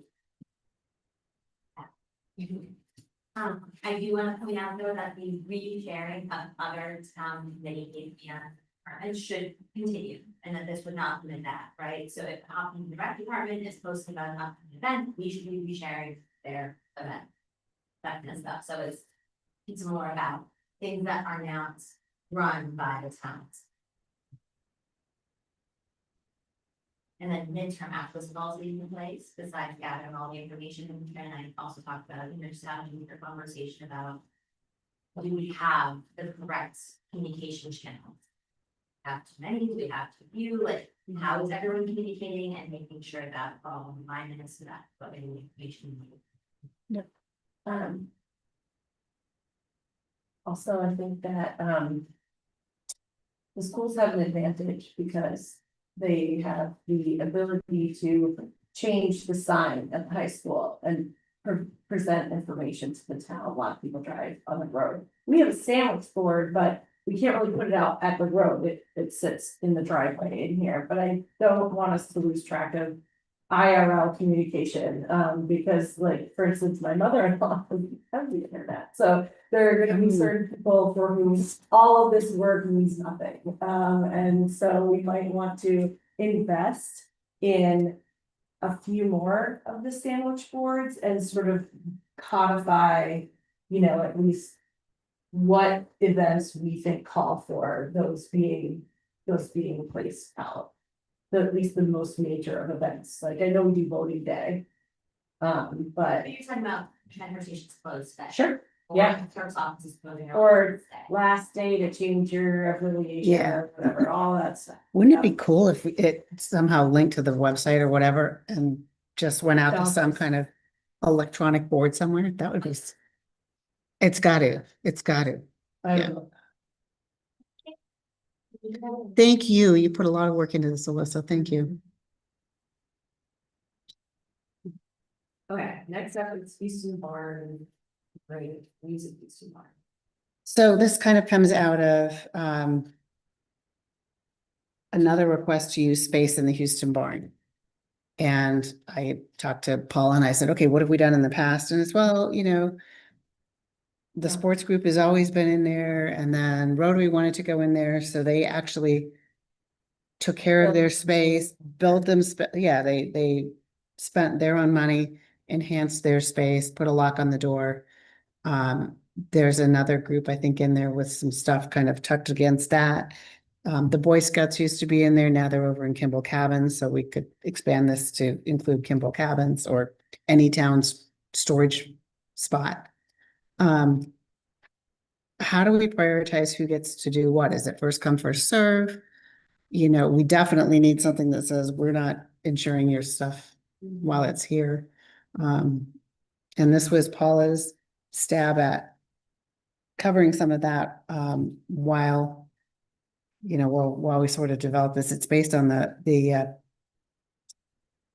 Bates Building lease. One thing we might want to do, I don't know if we want to limit square footage for people and say, okay, we're going to have blocks of square footage. Right. You two mentioned you haven't been in there correctly, so you have no visual for what's. Yeah. I would just say, a couple things I noticed. Thoughts. It says under alteration and improvements, they have the option and right. I would argue with, just because somebody's using storage spaces that it's a sort of right to improve the space. I'm sure it would not be spaces, but I don't think I would use rights. Okay. There's, and then under something about locking. Oh, one person having. Well, that, but there was something outside here just about. Oh, does not provide lock or secure storage for Wesley, but I would think that would be something that groups would want to be able to do at their own expense. At their own expense, yeah. Is to divide up and very much like share space and such. There's also nothing in here that I saw anyway about what happens if this cancels, who's responsible for what? Is it gonna say that whoever leased the space originally is responsible for moving everything at the end? I don't think it's gonna. Do we want this restructured on the lease or? Right. It's more of an agreement, Yeah. you know, like, okay, you can put your items in here. It was a little uncomfortable, the label lessor or lessee. Okay. I think if you could handle that as something else, it would be better, not call them the lease premises. Yeah, you mean like instead of the lessor, it just says the town, The town, exactly. and instead of the lessee, it says the organization. Something, yeah. Yeah, That's why we're. Steve, you have anyone? No, I agree with. Lease and roughly, we're gonna go for it. I'm gonna fight, that's seriously. What it is. So I, Oh, no, I'm gonna make that same point about that. I want. so I wanna make sure I relate. Going through new language edit, that fundamentally, we agree. That the inside spaces are like used environment, people evidence, should be used as storage space. And should be used as storage space for non. Yeah. I mean, there's kind of these, right, like, they're not out of. Just making sure before we like. No, that's a great question. Yeah, I mean, If you, all things being equal, right, if you. Ignore for a moment that they are, you know, that this has been a long-standing relationship, do we want to be storing? Private nonprofits equipment? Do we want to be storing their things? On our premise? And my general feeling is, as long as we have a process, which is not an undue burden on the staff. Then. Enabling citizens to utilize what would otherwise be empty space, we don't have a need for it. It's a public thing. Now, if we have a need for it. We need to be able to use it, right? But if the space would otherwise be sitting empty and unused. It seems. Like a moment where a government can do something nice for nonprofits that do so much. Again, assuming that this, which brings me to, if other folks feel generally the same. Having these renew every 12 months and then setting up college chasing down that's been organizations to get them to update their use agreements every year, whereas it's something we'll look back at this. 6 years from now, and be like, you know what, I'm gonna use agreements with my play. And so I was kind of cautious again before we get into the nitty the exact language. What is the overarching approach to management of this, not who does it?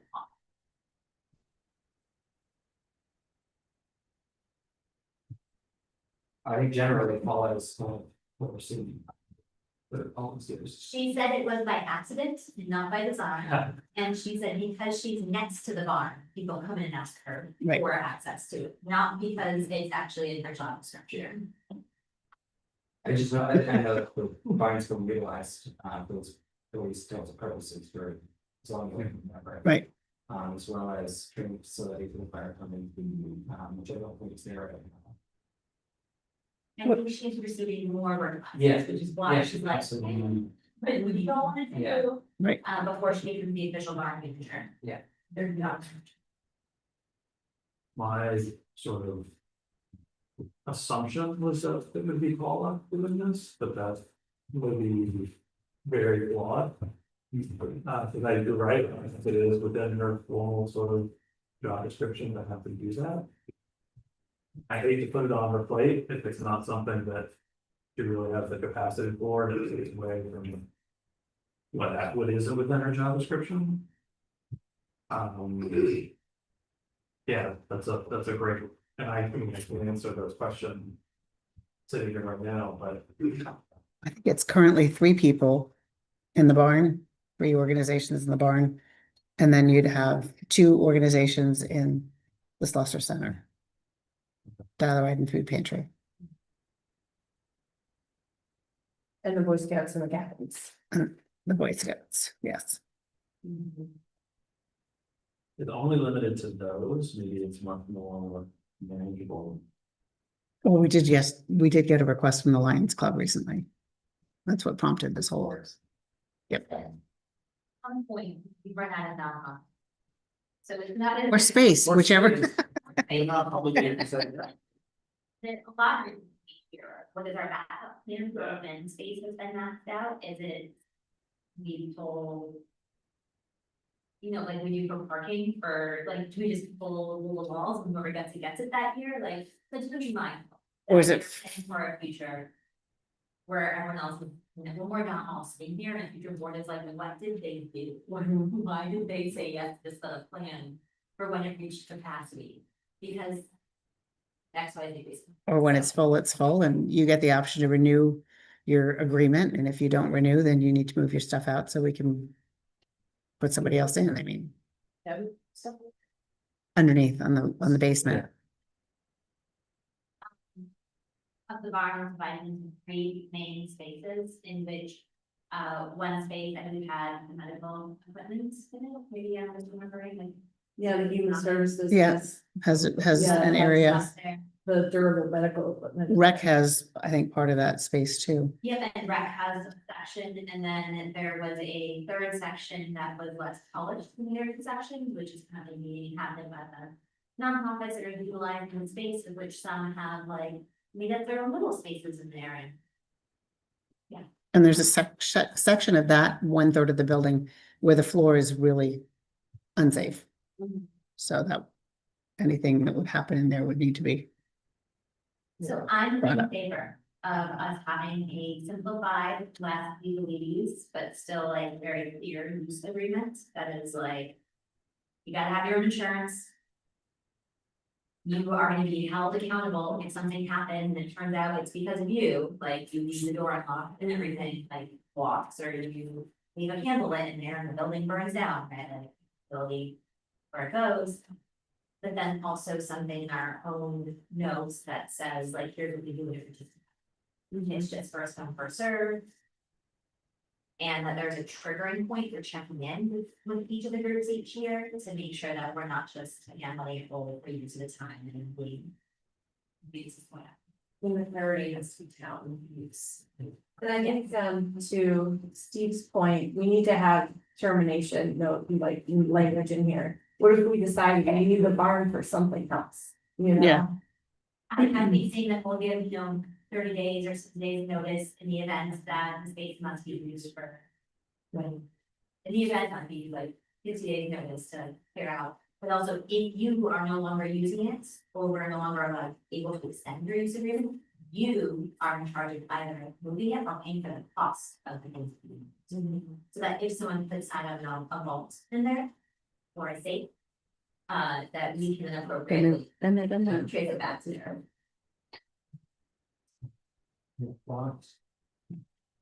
So in our policies, which are under the ordinances and town policies on our website, we do have a use of town property, which prioritizes. And that's more, one use kind of events. Which is, Amend that. Barn. Or a storage category or something like that. I think that is very smart to revise it to include other town properties that are now in play while having the use agreements that would go to. Whoever's actually is consent.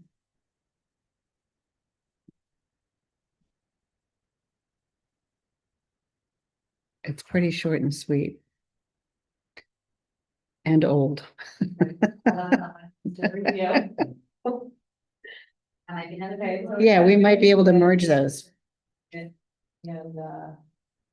I would still think I would like to have something signed from whoever.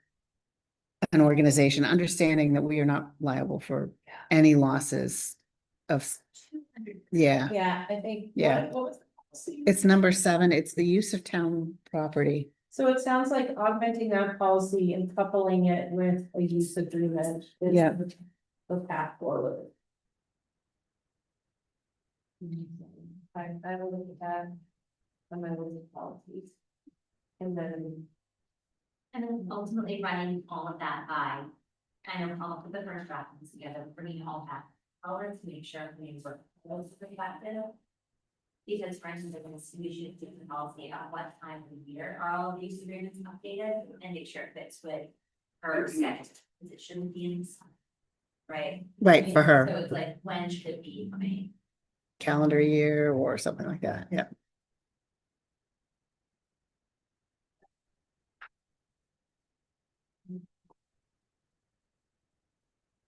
Meeting with Webster. We are. Yeah, I think we've got that. We're gonna shoot for the 20th. Thanks. We're going there. We're going there. It's our turn to visit there. Is there any information that you would like ahead of that meeting that would be helpful? Are we talking about the transfer station and ambulance at that meeting? Potentially, we seem to always hit all subjects. Yeah. And you're gonna wanna talk about, Ooh, that's right. I would like to have a clear conversation between our town administrator and whoever is representing them at this moment in time. Because either we don't need to show up ready to talk about it, or we just keep it on the agenda. We cannot spend 40 minutes talking about it. No offense to anyone, we all, myself included, contribute plenty of words to the conversation, but either we need to show up ready to talk about it, or we're just cannot be on the agenda. Agree with that. Based on data, or should we decide if we think we can tackle that internally for July 20th? Because we never really landed on it. And I still feel like it's kind of hard to know where we're at. Because, you know, and know what, yes, it was presented to Hopkinton that it was a 20-year payback, but that doesn't get decided until the project that hasn't even started yet gets completed. Did we get in writing that we could pick the repayment term down the road? Yes, Then I agree. We don't want to do it now because the rates may change in 6 months or a year. Right. And it could be the wrong decision. And I believe that they do want it for their, I believe that their chair budgets out pretty far. And I think he is trying to put together his next like 5 years of budgets. that chair is no longer on their board, the person who was most interested in it. Not that they aren't interested in it, but Who's the chair now? I'm not sure who the chair is. I believe it's the woman who was on. Marlo, no, she's the chair. But they do have a new board member.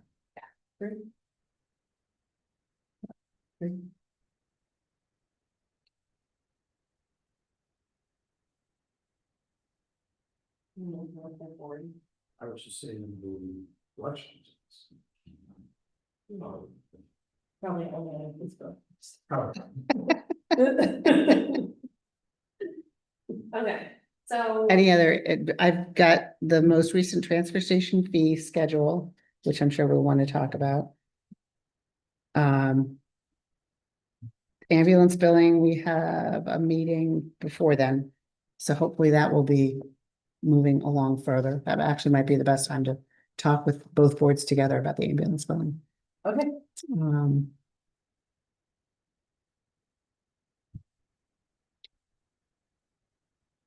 Gates, bars, stickers. Transportation? Yeah, that's all. We're back. I'm sorry, I flipped back to Yeah. transfer station. All of those issues have come up in the last. Well, I told you last week was challenging, came up last week. A lot of concerns were raised about how our transfer station is run and, you know, checking of stickers, things like that. So, yep, check.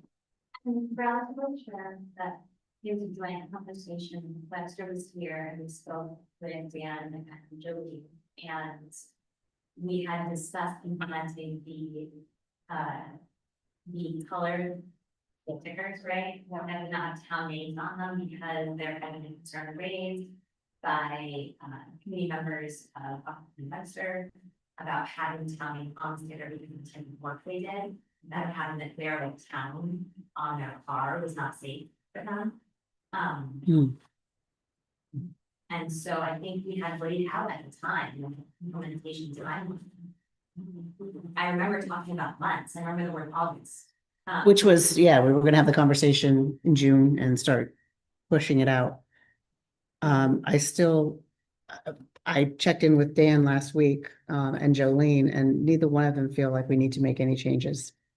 In all honesty, to prevent fraud, that the efforts to monitor the efforts and expense in, changing annually the stickers and getting everybody in to get their new colored sticker, that is going to outweigh any real benefit we're gonna see.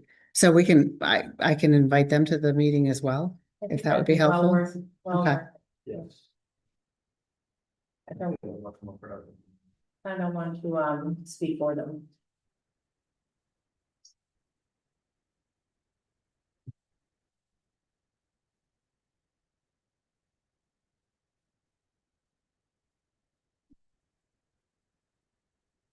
And then on bond, we just wing it or. I think that then. I think it should be addressed beforehand, and if they say we have to get on the agenda, then we'll put it on the agenda out of this. But I think we should make a request to not have a discussion. And I think if it is on the agenda, we should talk about that beforehand, so that we have a box as a board, otherwise we will accidentally. So you'll check with. I'll check with Dana. Yep. And I'm not sure they're all great, don't get me wrong, I do like talking about sport. And I'm not even joking, I think John's a hoot to follow, but like. Yeah, our meetings are very long. We have to be filmed. Although it's their meetings, we've been. Okay. On to the risk pools. Thanks. Yes. This is something that came in from NHMA. I wanted to pass along. I've been following it in the legislature. It's kind of complicated. But it directly impacts Health Trust, which is the group that town and school, many people get health insurance. A really important bill, and so the point was NHMA. Reached out asking towns to basically adopt resolutions, which, and the idea is to send it to the governor and send it to the. I wanted to just bring it to the board.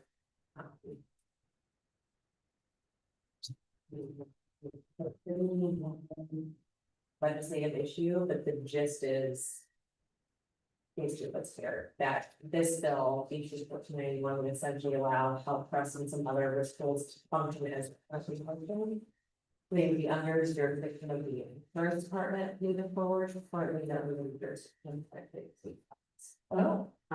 But there's a Senate bill that would preserve groups that want to continue. I'm dumbing it down. This is my understanding of it. The Senate bill would allow groups to continue under the Secretary of State.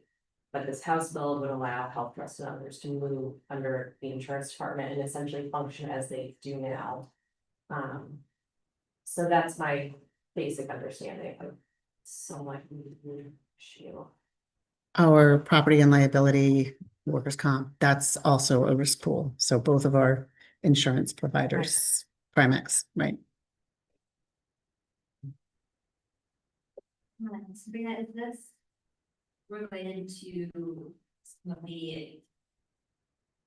I'm just remembering the misinformation around. School collapsing. School care.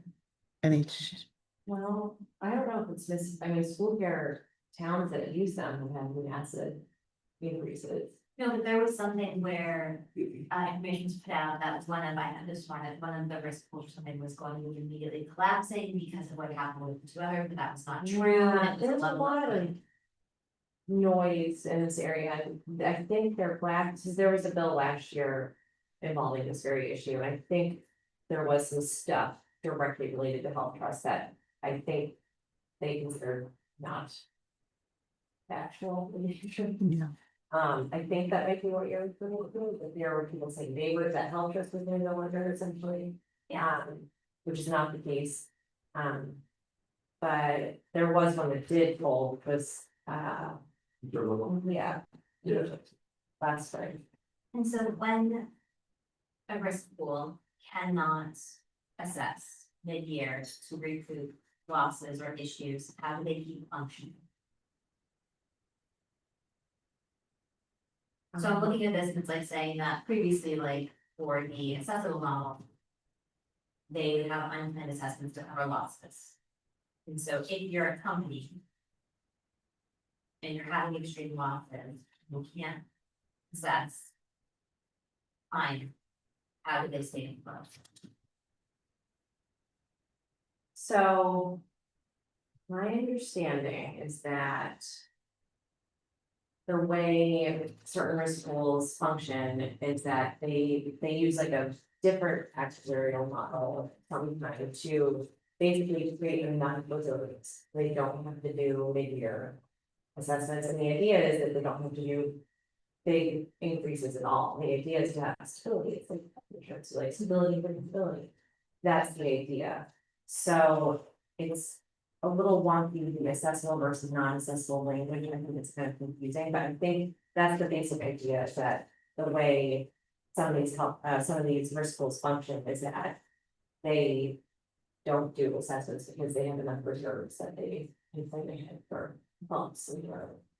And it's New Hampshire Municipal Association that is encouraging local municipalities to support Bill. Yes. That's correct, this week mentioned, There was one outfit from last year, 2 years ago, New Hampshire Interlocal Trust. Which I know some districts and maybe towns. Used instead of Primex, because I think it was cheaper to go with them. But the flip side was, those outfits had unplanned losses that they didn't have the reserves for. And so because they were assessing risk pools, they then turned around and did special assessments on all the members. And it was a real problem because, you're talking about communities like Hopkinton that don't have, $100,000 laying around to make that payment.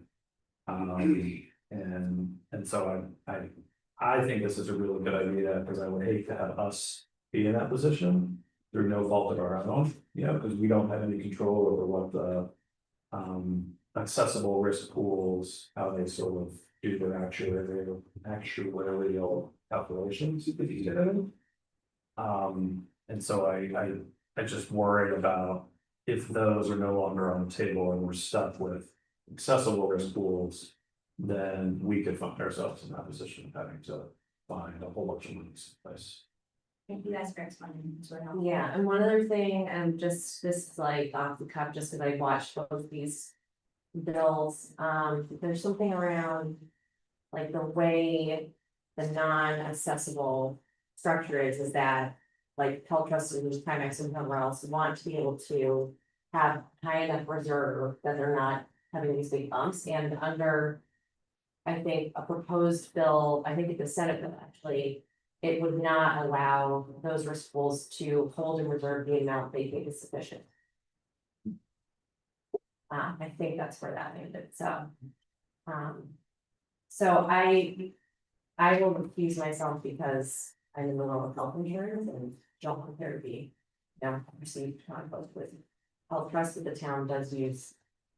Health trust as a school. It has been many years. And I think people I am supportive of this, and so I would make the motion that we support it, but I don't want to cut off the discussion with people who still want. And just to be clear, the bill would pass both. The House and Senate, should be headed to the governor's desk and then. So this is basically encouraging the governor to sign, so.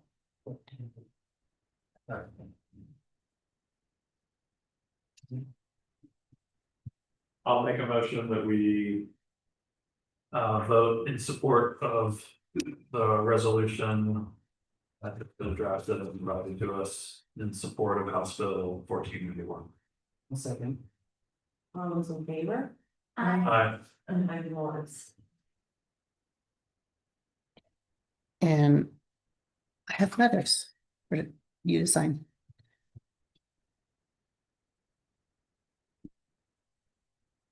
Okay, thank you. Next up is the town hall fee schedule.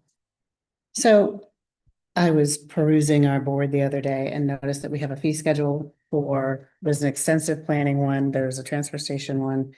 And we have nothing that covers town hall fees as we should. We have a practice, but I didn't see where we actually had anything posted and we should. So what I did was talk to staff and say, okay, what are we doing? Put it on paper. I don't know, we couldn't find evidence of one ever having been adopted, so there may be an adopted one somewhere, but,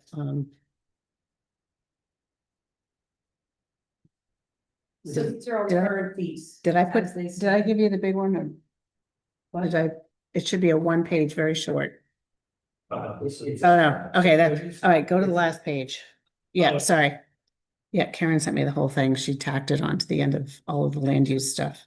We're only talking about the miscellaneous ones at the very end. Yeah, sorry about that. This much.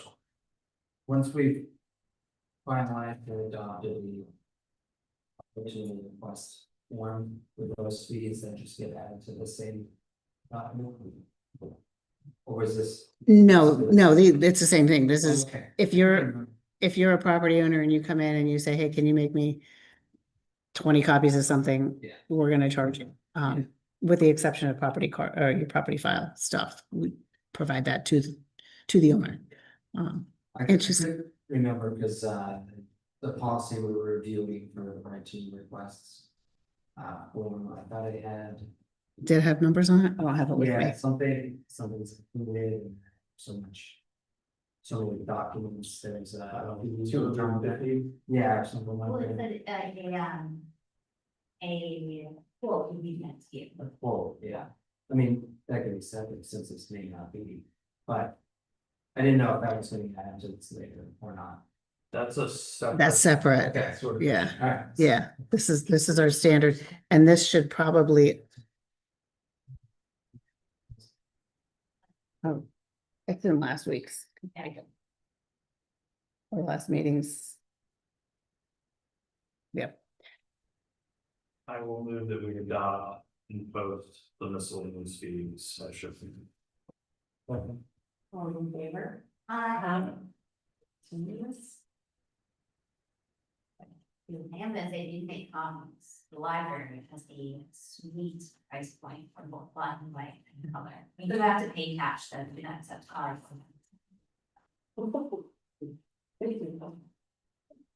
Okay, that's it's the public forum. So anyone online or anyone in the room, welcome to come on up and just use the mic so we can pick you up on the recording. Yeah. Go ahead. Oh.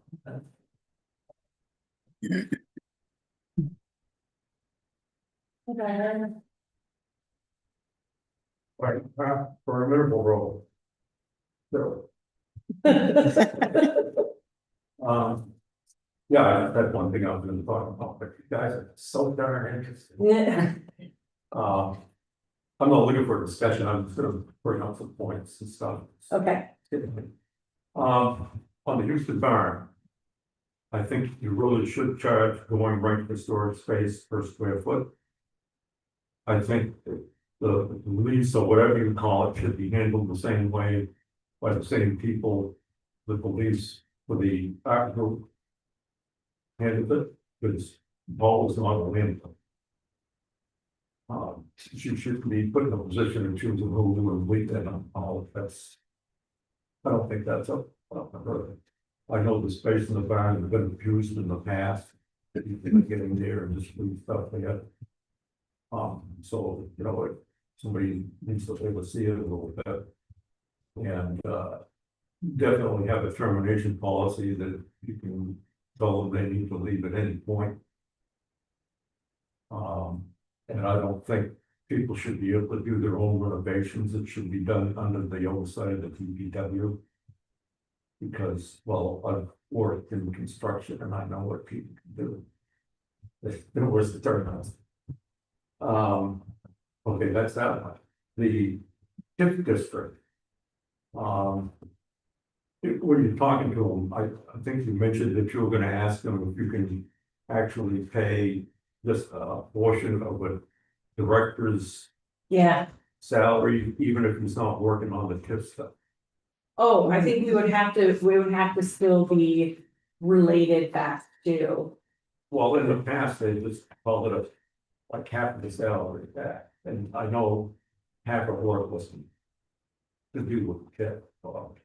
Anyways, that's. Because I know that's what it says, and if, you know, you are taking money from it, you need to document all this stuff out. Yes. Anyways, that's that, as for exit 6.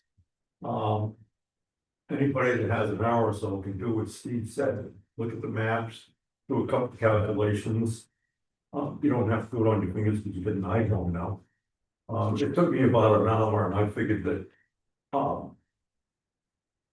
the possibility of what you can raise for taxes, what can be built there.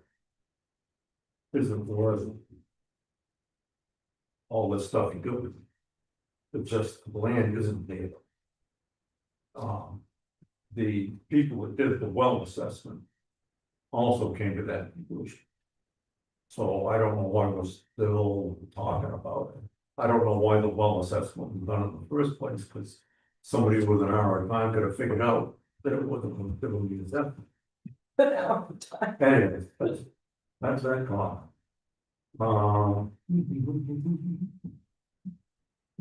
Now, the select board minutes and video, they don't seem to be put up in a timely fashion. Like the video wasn't up from the last meeting until this the other day. And I was looking for, I was on vacation, I was still looking for, what are they saying?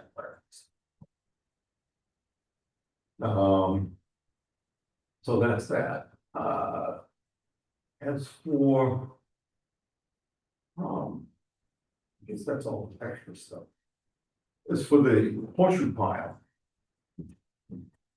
First of all, the conversation about funding mechanism and can the town do this or can it not? How do you set up a trust fund, all that?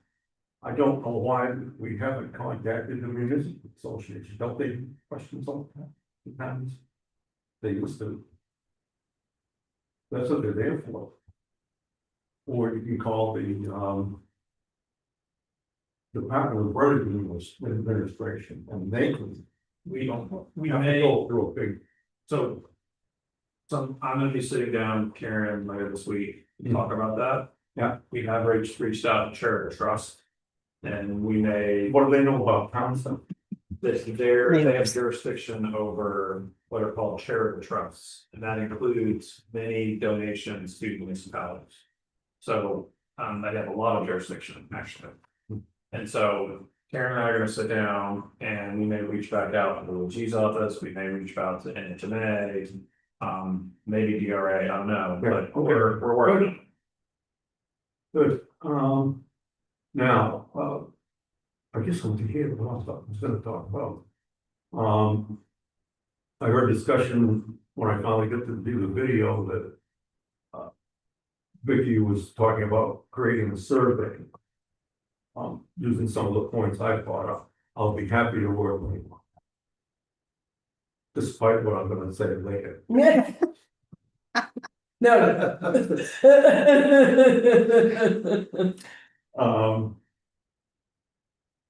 I would also suggest that the board dealing with the horseshoes should decide on a location and a size of the pile, not the structure. And that, if you could do that, they could move forward, put in the, you know, some kind of foundation, stack the shoes. Because they're outside now, outside a little longer, you're gonna make a difference. That could be done. I would suggest a pile no shorter than 9 feet. If we finish things shorter than that, Not this. pretty non-issue, because it is such a link to the history of the town and a great teaching point. Now, as far as the structure and the location, I will I can make a mock-up of its actual size and shape. And we can, move that around, because there's some people that want it further back on the property. I believe it should be up towards the front. But it sounds counterintuitive, but up towards the front, it blocks the view of the lake less. You put it to, you have to see it on location, because I've looked at it and said, oh, if it's here, because the main way to see the lake is driving this way. If it's further back on the property, it blocks a lot of the lake and the cabin here. If it's up front, you can see by it, as you go by it, it does block the view of the lake. But you shouldn't be going like this anyways, you drive. And coming the other way, you don't see the lake.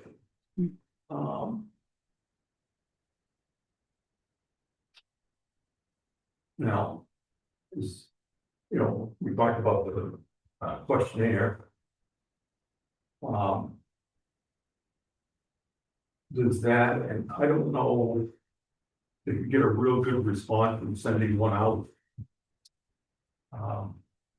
If you want a real good response, because I think it could be done for, whether you're gonna put the file there. And mainly whether you're gonna put the file.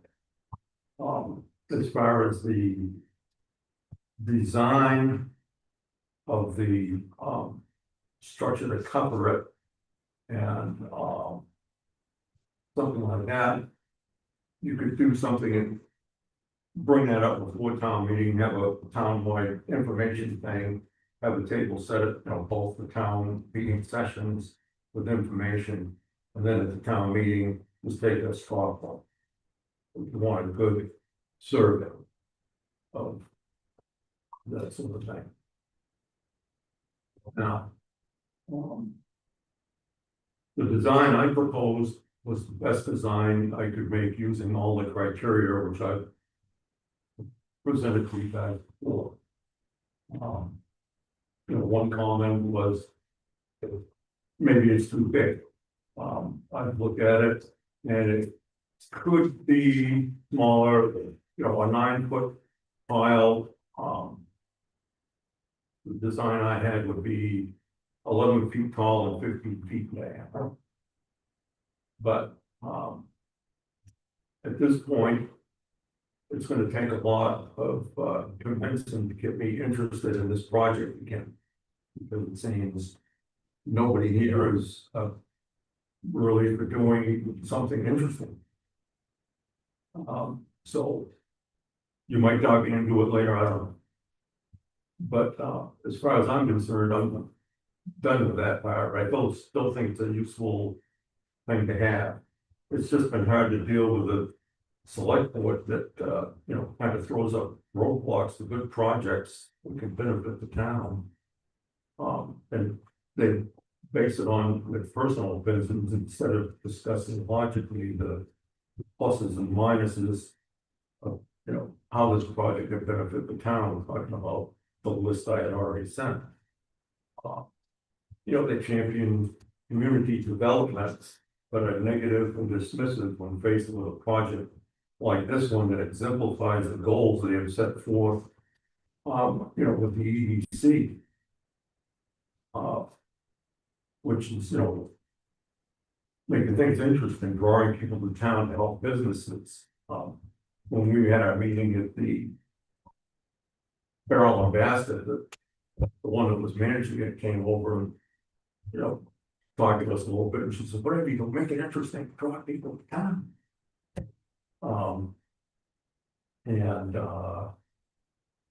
You also must believe it's interesting, Steve, because one of the first things he said when I proposed a design is, gee, with a design like that, we're gonna have all these people coming, where are they gonna park?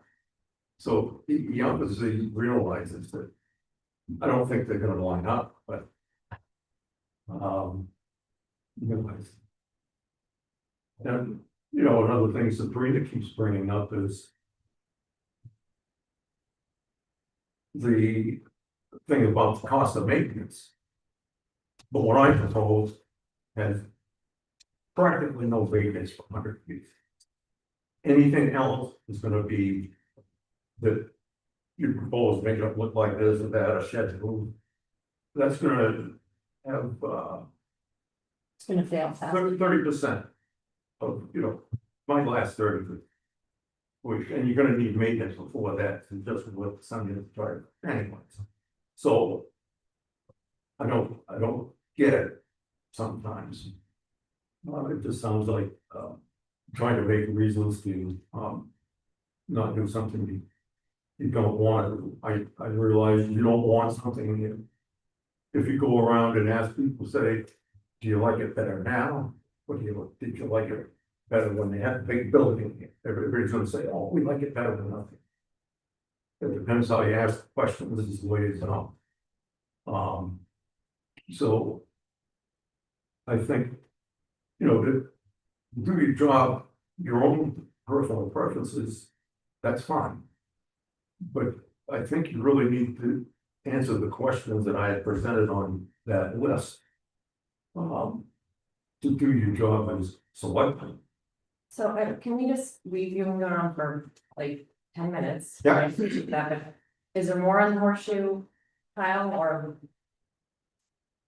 That, because our whole thing is No. we want to solicit more information from people. So I would take issue with you characterizing this as anything but a thoughtful and thorough process, because even putting aside whatever our personal opinions are, we have to do what we think makes the most sense for the town. So just because we didn't give you a green light immediately for a project, doesn't mean it wasn't a thoughtful process, and we're in the middle of the process, so. Not once have you talked about the importance of what you call community development and how this project is a perfect opportunity to do that. It's a perfect opportunity for an interesting gateway into Hopkinton. That it's always balancing those. You haven't talked about those things, so that's why I'm saying. Thank you for coming in and thank you for waiting and Okay, however many hours you had to wait to speak. well, it was interesting. Okay. All right. You have somebody online too. Okay, Amanda.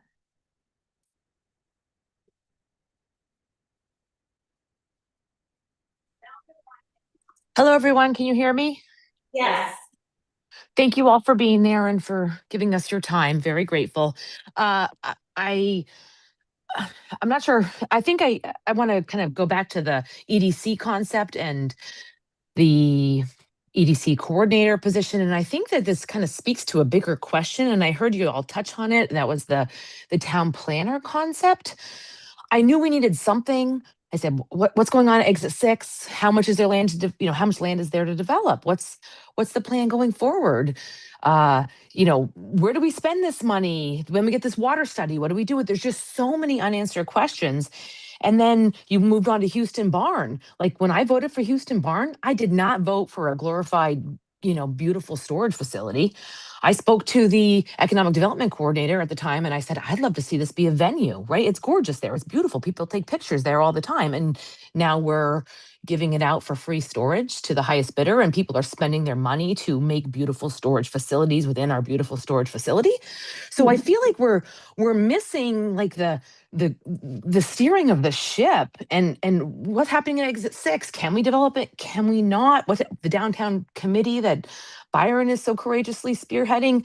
When I originally thought of that concept, it was because the state was supposed to be coming in and redoing the Fountain Square. And I said, can we get ahead of this for a change? Can we actually plan something in our downtown before the state comes in and does it? And then the state came in and did it anyways, right?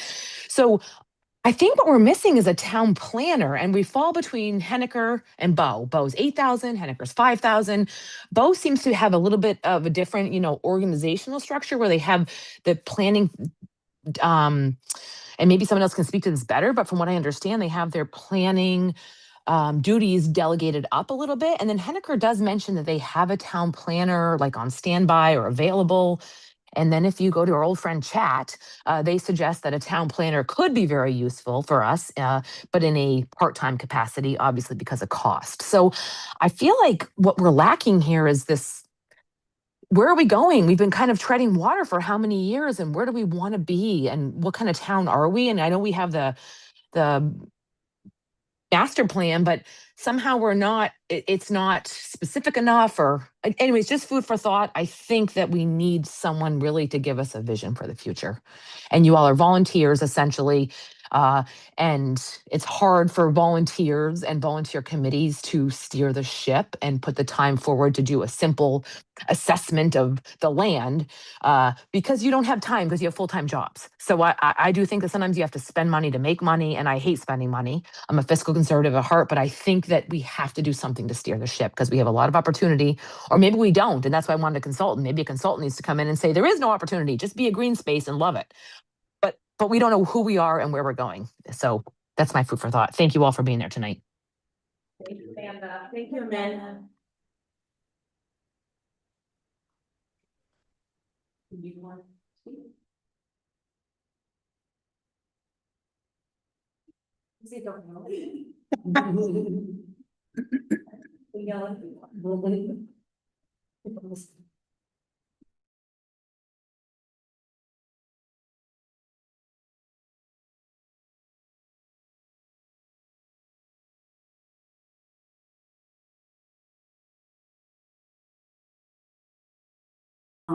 I'm gonna kind of be all over the place a little bit. Cause I listened to everything you said, so I have more things to say. But I'm gonna kind of reflect from where I was a couple of months ago. I think everybody was here but you. And I'm gonna kind of bring some of that stuff forward again, as we talked about it. I've done some of my research and I did what you asked me to do on some of those points. So now I'll bring them forward, and you guys said you guys were gonna do some things, and we'll see where we all came with it. So first, I'm gonna say, where are we with my road? So you guys said you were gonna talk to Dan, or you guys were gonna do some research about my portable road. I live on Crescent Brook Road. And I have had it, my portion of the end is a mess. And in March, I said to Dan, please do not fill my potholes again with whatever that stuff is called. And I just would like a small portion, like in front of my driveway, repaired. And I'm begging the town to please fix a small portion of my road. Yeah, we had it on April 6th, and our next step was to talk to Dan, because the request was to fix the road, portion of the road, as well as concerned about the safety of the area and trash at nights. Right, and so on that portion of it, I went to the Army Corps of Engineers and I spoke, and I got way down manpower, way down. I have no money, I got the whole song, and because what used to be a very quiet area, they've now put trails in that area, and they've developed that area into bike trails and stuff, and of course, they speed down there, and there is a sign on the far post that says closed at dusk in fine print. And, you know, there's the dogs go up there, they make a mess, they don't clean up after them. And my suggestion was to put a gate where the tar is, because according to the police, they can go no further than the tar. In a car. And the police have no jurisdiction after, I see. after the tar. Please, I see. It's the Army after the tar. It's the Army Corps of Engineers after the tar. So they were like, well, we can't afford to put a gate there, and I said, fine, put 2 posts and a chain. How expensive can that be? So.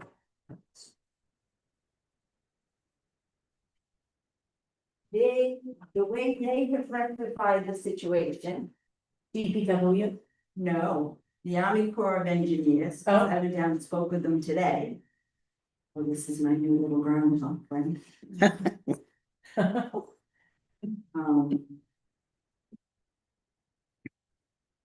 Is. Who's done some of it too. Is they. On a tree, they put a post that says. Year-round use may include hunting, fishing, biking, open daylight hours only. So I went down there and I said to the girl, in a month, where are those trees gonna be? And she goes, they're gonna cover the sun. And, you know, she agreed with me, it's a problem, they opened it to trails. And now they're not maintaining it.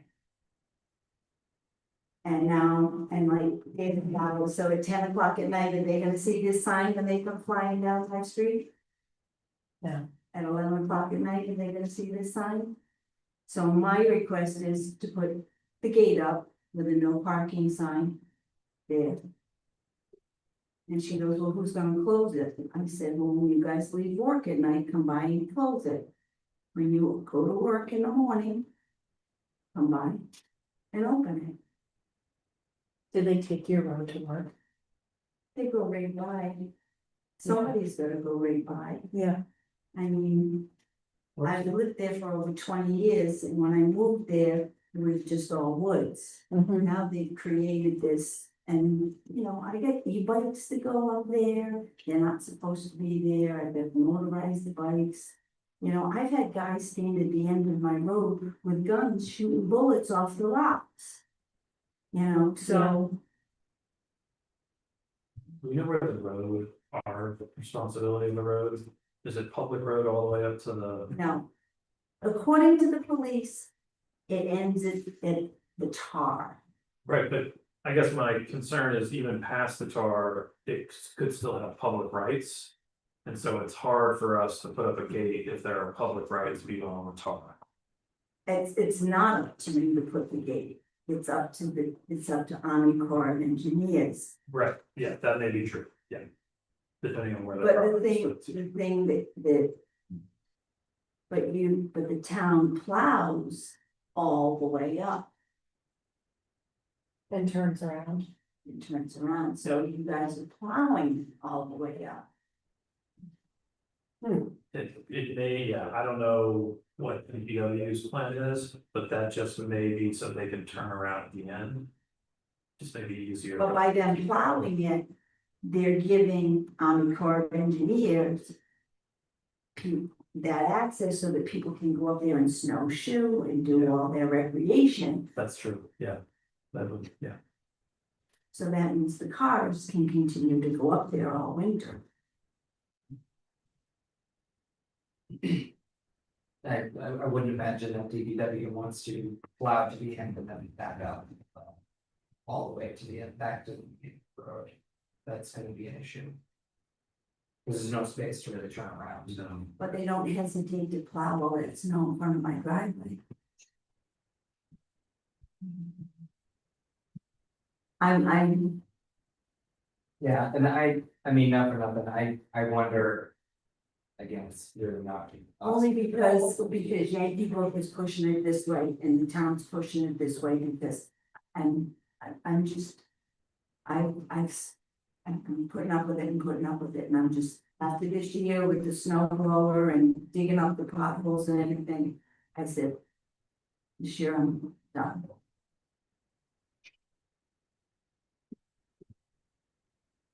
Would be appropriate to sue Dan, I don't know if he said any input on this really, but if he would be interested in working in keep up on finding a way to. Turn around at their secondary driveway. And then just. Plowing to the very end of the town's right of way and that be it. I can But ask them. that's involving a private entity too, so I can. You have to back up and turn around. Let the back up, yeah, and Yankee Book has that other access to the old building. And if they put a chain there, they could leave it chained up all winter long. If people want to, if they wanna snow blow, if they wanna snowshoe up there, they're gonna have to. Go in from the other way. Just so you know, I mean, if, let's just say that. Elmbrook or Army Corps puts up a chain right where the pavement ends, right? That's still a public street, so you could have people in the wintertime parking. Right in front of your house. Not if I put up no parking signs. If they're in the public right of way, they can still park there.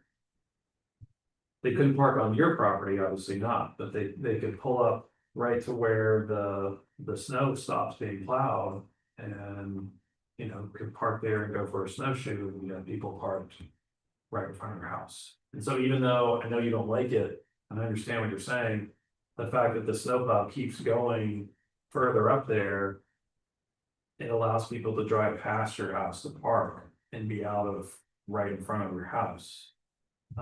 It causes other problems, I know, but I'm just saying, Well, but it's just, at this time of the year, I got cars going up there 45 miles an hour at 10 o'clock at night. yeah, You know, I've had my house broken into. yeah, You know, when Yankee Book wanted to do work on Yankee Book, they had to send me a letter. When they opened those trails, I didn't get a letter. You know, I didn't get to voice an opinion, Right, as the abutter. but like I Yeah. said to them, they didn't look into what the domino effect was gonna be. Mhm. And now they're not gonna help me. they're not being a good neighbor. No, they're not, I'm sorry to hear that. you know? Last year, I asked them to simply put trash cans up. She looked at me and she goes, what are they doing up there at 10:30 at night? Nobody's looking out on their window.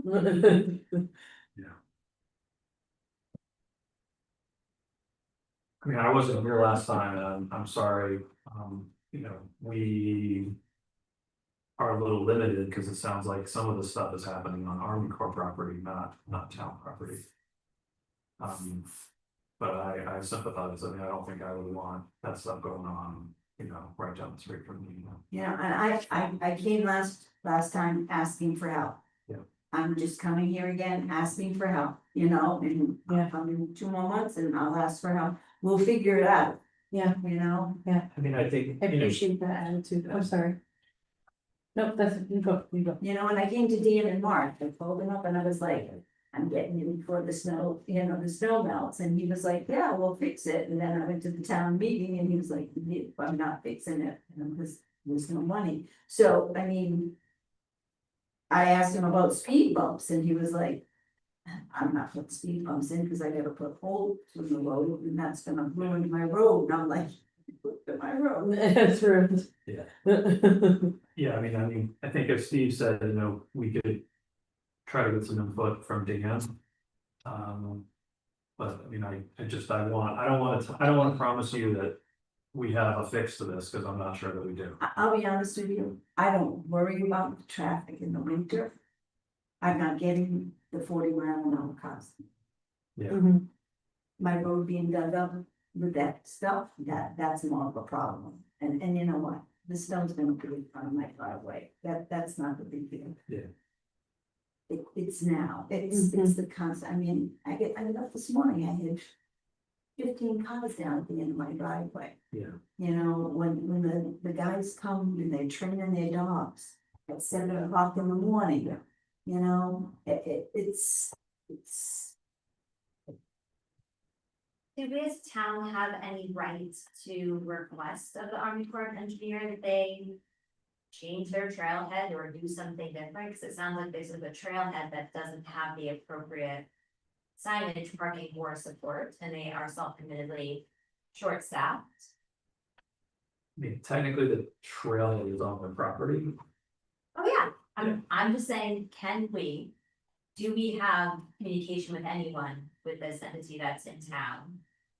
To not just have it be a citizen reaching out, but knowing that we can't demand anything of them. Similar to what we're working through right now with the claim, we can't Yep. demand anything of them, all we can do is pull every lever around them that we can and make a lot of noise. Well, you know, like I said to her, I was up in Lincoln last week and I said, they've put cones all along the side of the road. So that people don't park along the side of the highway. And since COVID, I mean, only because I know my family hikes, Delsey's up there now hiking the 4,000 footers. People have destroyed the way mountains since then. People don't go off trail, you know, to do their business. I mean, and this is what's happening up there. People they just throw stuff on the ground up there, and that's why I asked for trash cans and stuff. Yeah. Supposedly they're gonna now put some stuff up there, but you know, you go down there and there is stuff all up this ground, and I'm just, you know. Yeah. it's my backyard. Absolutely, it used to be very quiet, and Yeah. now it's Cause you just get out trash, there. and yeah, no, I get it. I absolutely get it. But, you know, I'm, like I said, when I came before, I was coming for help. Yeah, I'm back again. yeah. I'll be back. We again appreciate the because I'm- follow-ups. I'm going to get this rectified one way or another. And the pothole situation is us, that's our ledger that. It is a problem. I mean, Yeah. it's not like I got a couple of cracks in the road. No, it's better, I know. I mean, they pulled it up last time, they went, is this it? And I'm like, yeah, and he's been down my road, because he says it is that. You know, and when it gets full of water and it cracks, I mean, it's just, and I don't know if it's a runoff from many people. Right. You know, because they've got that hill or what the situation is, but every year they just fill it with that stuff, and I'm like, enough. I mean, it's a waste of manpower, it's a waste of resources, and I'm like, we're not doing that. I assume we're talking about chip seal. I don't know. No, I don't think It's chipped. Oh. We'll patch. coal patch, Yeah. yeah. It sounds like maybe this road was gonna get worked on, but when money had to get. Yeah, oh, he said, you know, and I'm not asking for the whole road, I'm asking for like 2 of these table boards. Yeah, and I did talk to Dan at that point, so I will follow up with him again to see kind of where it stands. I don't believe he's started paving in town yet, or that they have actually started yet, so.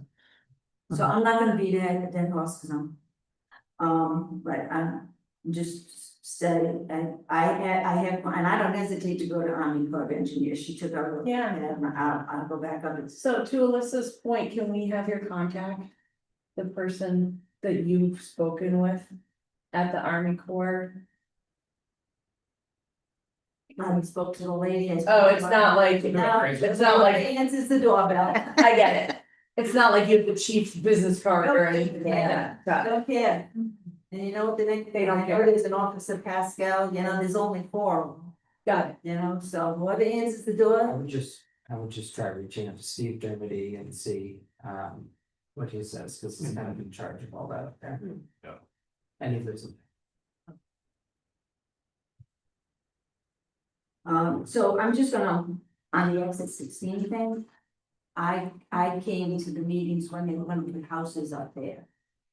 And I remember all of that, and I'm not gonna pretend that I know everything, but I don't really get what you're gonna build off of exit 16, what you pretend, where there's land to build off that exit 16. So I'm not really sure what you're gonna build off there, and as far as like where the paper mill is. Yep. If traffic's gonna come off that, and this was one of our big weeks before, you're gonna have traffic come here, we got plenty in there. The traffic's gonna come down out of Maple Street, and we're already dealing with that corner and all that traffic. That's a skinny little road there, and that traffic, that concerns me, cause that traffic is still a mess there, and that whole corner. You got Army Corps of Engineers there and that whole corner. Yeah, and I guess we're learning the constraints of the corner because McLean looked into it now and we're really limited by the wetlands. In terms of expanding in Yeah. any direction. Yeah, that's all my thought. And I honestly, I can't, I'm just glad nobody's gotten hurt, no claims there. I'm really glad that, that's one thing. And the barn, I only thought that Santa Claus was in the barn all these years. he was, it's not easy. Check it out. He left his stuff though. Santa Claus. It's privately held, you got everything. He's in it on my clothes, you know, Like intense thing to say. It's, It's a great quote though. Santa Claus is privately held. You know?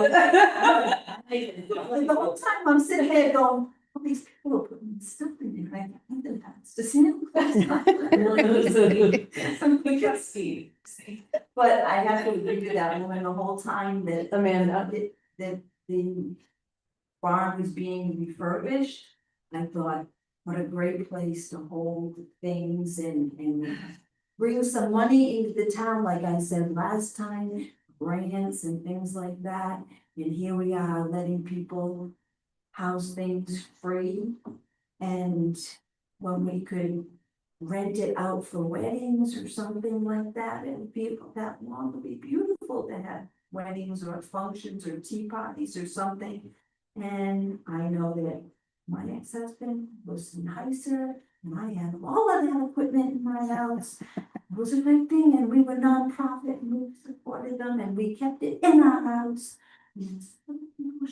So I don't want to interrupt you, but I should have said this to Amanda too, but, and I don't know if Brian's back up or if that. No, no. But I was just gonna say that I don't think the vision for the barn like is off the table, because I remember when we originally, when the town voted on it, there were these ideas thrown out that I think.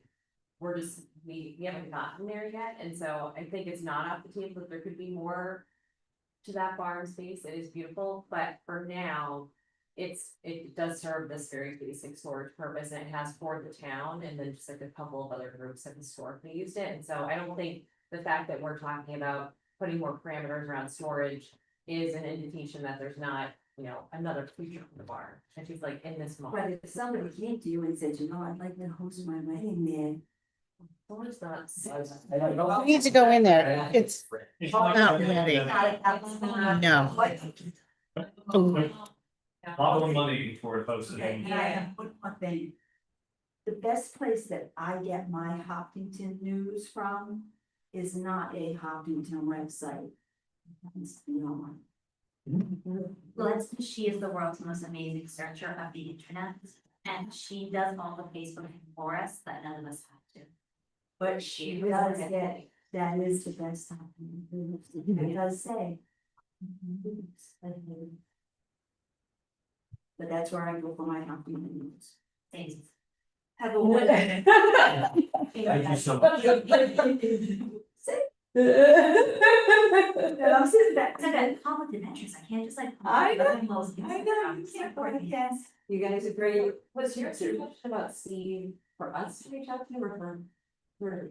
Well, I was just saying Yeah. that. Steve Dermody- Just on the whole Army Corps thing, I don't know him, but I don't mind. If- Can we invite here, You did McLean guy? He's located in the office building, top of the dam, when you enter the parking lot. To the right. I only get half of that. Oh, Steve Dermody. Is located in the project office at the top of the dam.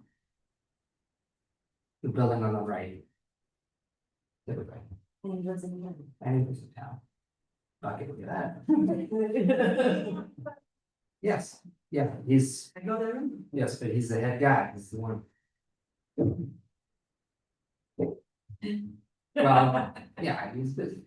So short steps, they're out of the trail. Thank you for waiting so long to comment. Wait.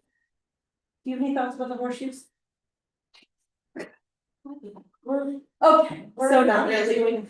Let's move on. Okay, The shoes are safe. And we're not really taking out, that's just, we're okay. going through a process. Oh,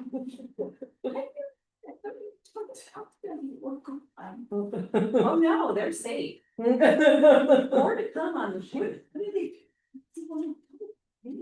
There's more, no, there's like, There's one. yeah, Steve, I'll come see you. You can dig through our. Steve can send you. Was it me? Well, I just texted her because her hand was there, then it was gone, then she's dancing.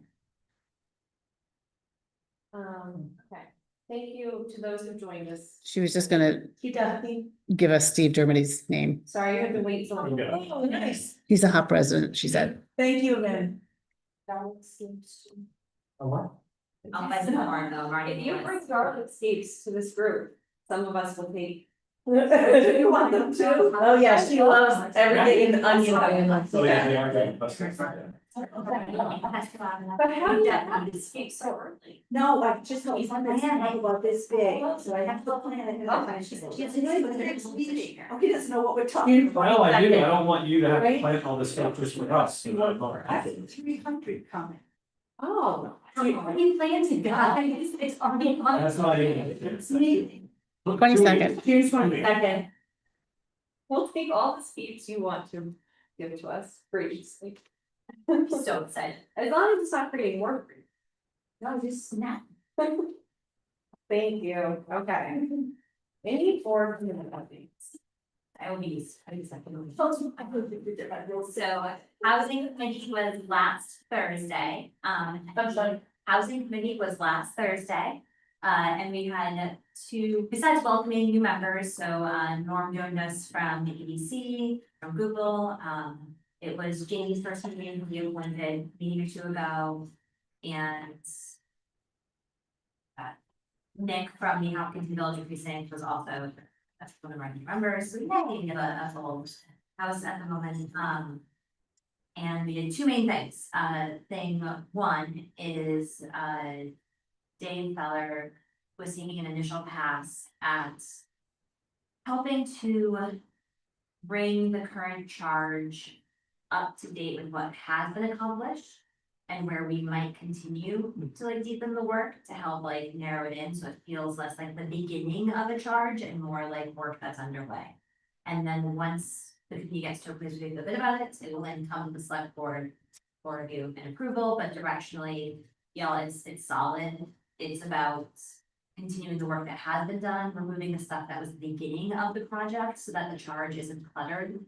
And that it feels clear to members as they're clicking on and off. And another thing we talked about is how a lot of the charge, particularly the top half of it, refers to the data that's going to be used. And so we're parsing out, yes, that is the data we're gonna use, but it doesn't have to be at the top of the charge, like it can be under considerations or somewhere else, so. The second thing that we worked on was our focus for the 2026-2027. So we've already submitted our recommendations to the planning board. Planning board update, maybe we do tomorrow night's planning board meeting. And so now the focus is what we're working on for 2027. And so we were revisiting the Barrett report as well as folks could bring kind of anything that's kind of floating out there in the housing world. So you could base it in the Barrett report, you could also bring any trends or interesting data that you're seeing out there. And we're gonna be narrowing our focus for what we're gonna be trying to do, because right now we have already submitted our stuff for 2027 town meeting. And so now we're looking ahead to 2028 because housing change takes time, and to make sure we have the body of work that is helpful to the planning board and thus the rest of the town. That's my big part of that, so. I think that's everything. Housing and planning. Yeah. Well, I apparently live in the zoning world. This time of my life. It's weird. Sorry, we sent out a memo to the chairs of these committees asking their opinion on our, Not yet. That is in the works. Yep. What? I don't know, they just find melted and I. Oh, no. I hear cats and I'm like, very nice. No, Did you ask about the thing? Yeah. no, our membership on various. Right, about participation. Oh, right, got it. Yep. Got it. Yeah, you're gonna hear from housing and planning, but I'm just dead weight. Not true. Okay, anything for other? The only other thing I had was in your drives, there was a letter stating a concern about Hatfield Road. I did pass that along to Dan, just haven't heard back. I didn't connect with him today. I guess he was went home ill. I rarely, if ever, have an occasion to go down Hatfield Road, so is this I hate to be such a dense person, but is this paved, or is this a dirt road? Okay, so it's paved and it's crumbling. Well, it's paved for, depending on what part, no, they were talking about the pavement. Okay. They're way down further, but that part for the batteries, and it's paved. Okay, This has gotta be up about like Pet Dow Road or something, right? Before that, yeah, closer to Maria. Yeah. so. I guess it's worth just saying, even though we have all experienced it, that residents in general seem irritated by the chip seal. And I completely understand that it is an effective way to patch a road without having to dig it up. But just worth saying on the record that I've had personal, experience, personal conversations probably 8 or 10 times in the last year about the chip seal. Just a point of clarification, chip seal and pull patch are very different things. Yes. I think you're referring to pull patch, Oh, which is, it's a lightweight version of pavement. That's used for filling in bare spots, potholes, etc. Chip seal is a very different process and method that's used to literally seal over and add chips to an existing road that's already in decent condition. It's Thanks very a light life extender, yeah. Yeah, so. so what is she? Hatfield is not chip seal. Oh, okay. So when she's talking about pebbles or whatever, that's just the pebbles of the pavement. Yep. Okay, got it. Got it. Okay. We're ready to, we have 2 non-publics. I'll move that we go in public 2 times on the little E. And after that, we will not conduct any further public business. And we'll do that. Seconds. It's a roll call. Yes. Steven? Yes. Yes. Yes. Yes. Thank you everyone who joined us this evening. Sorry about our late start. Thanks all.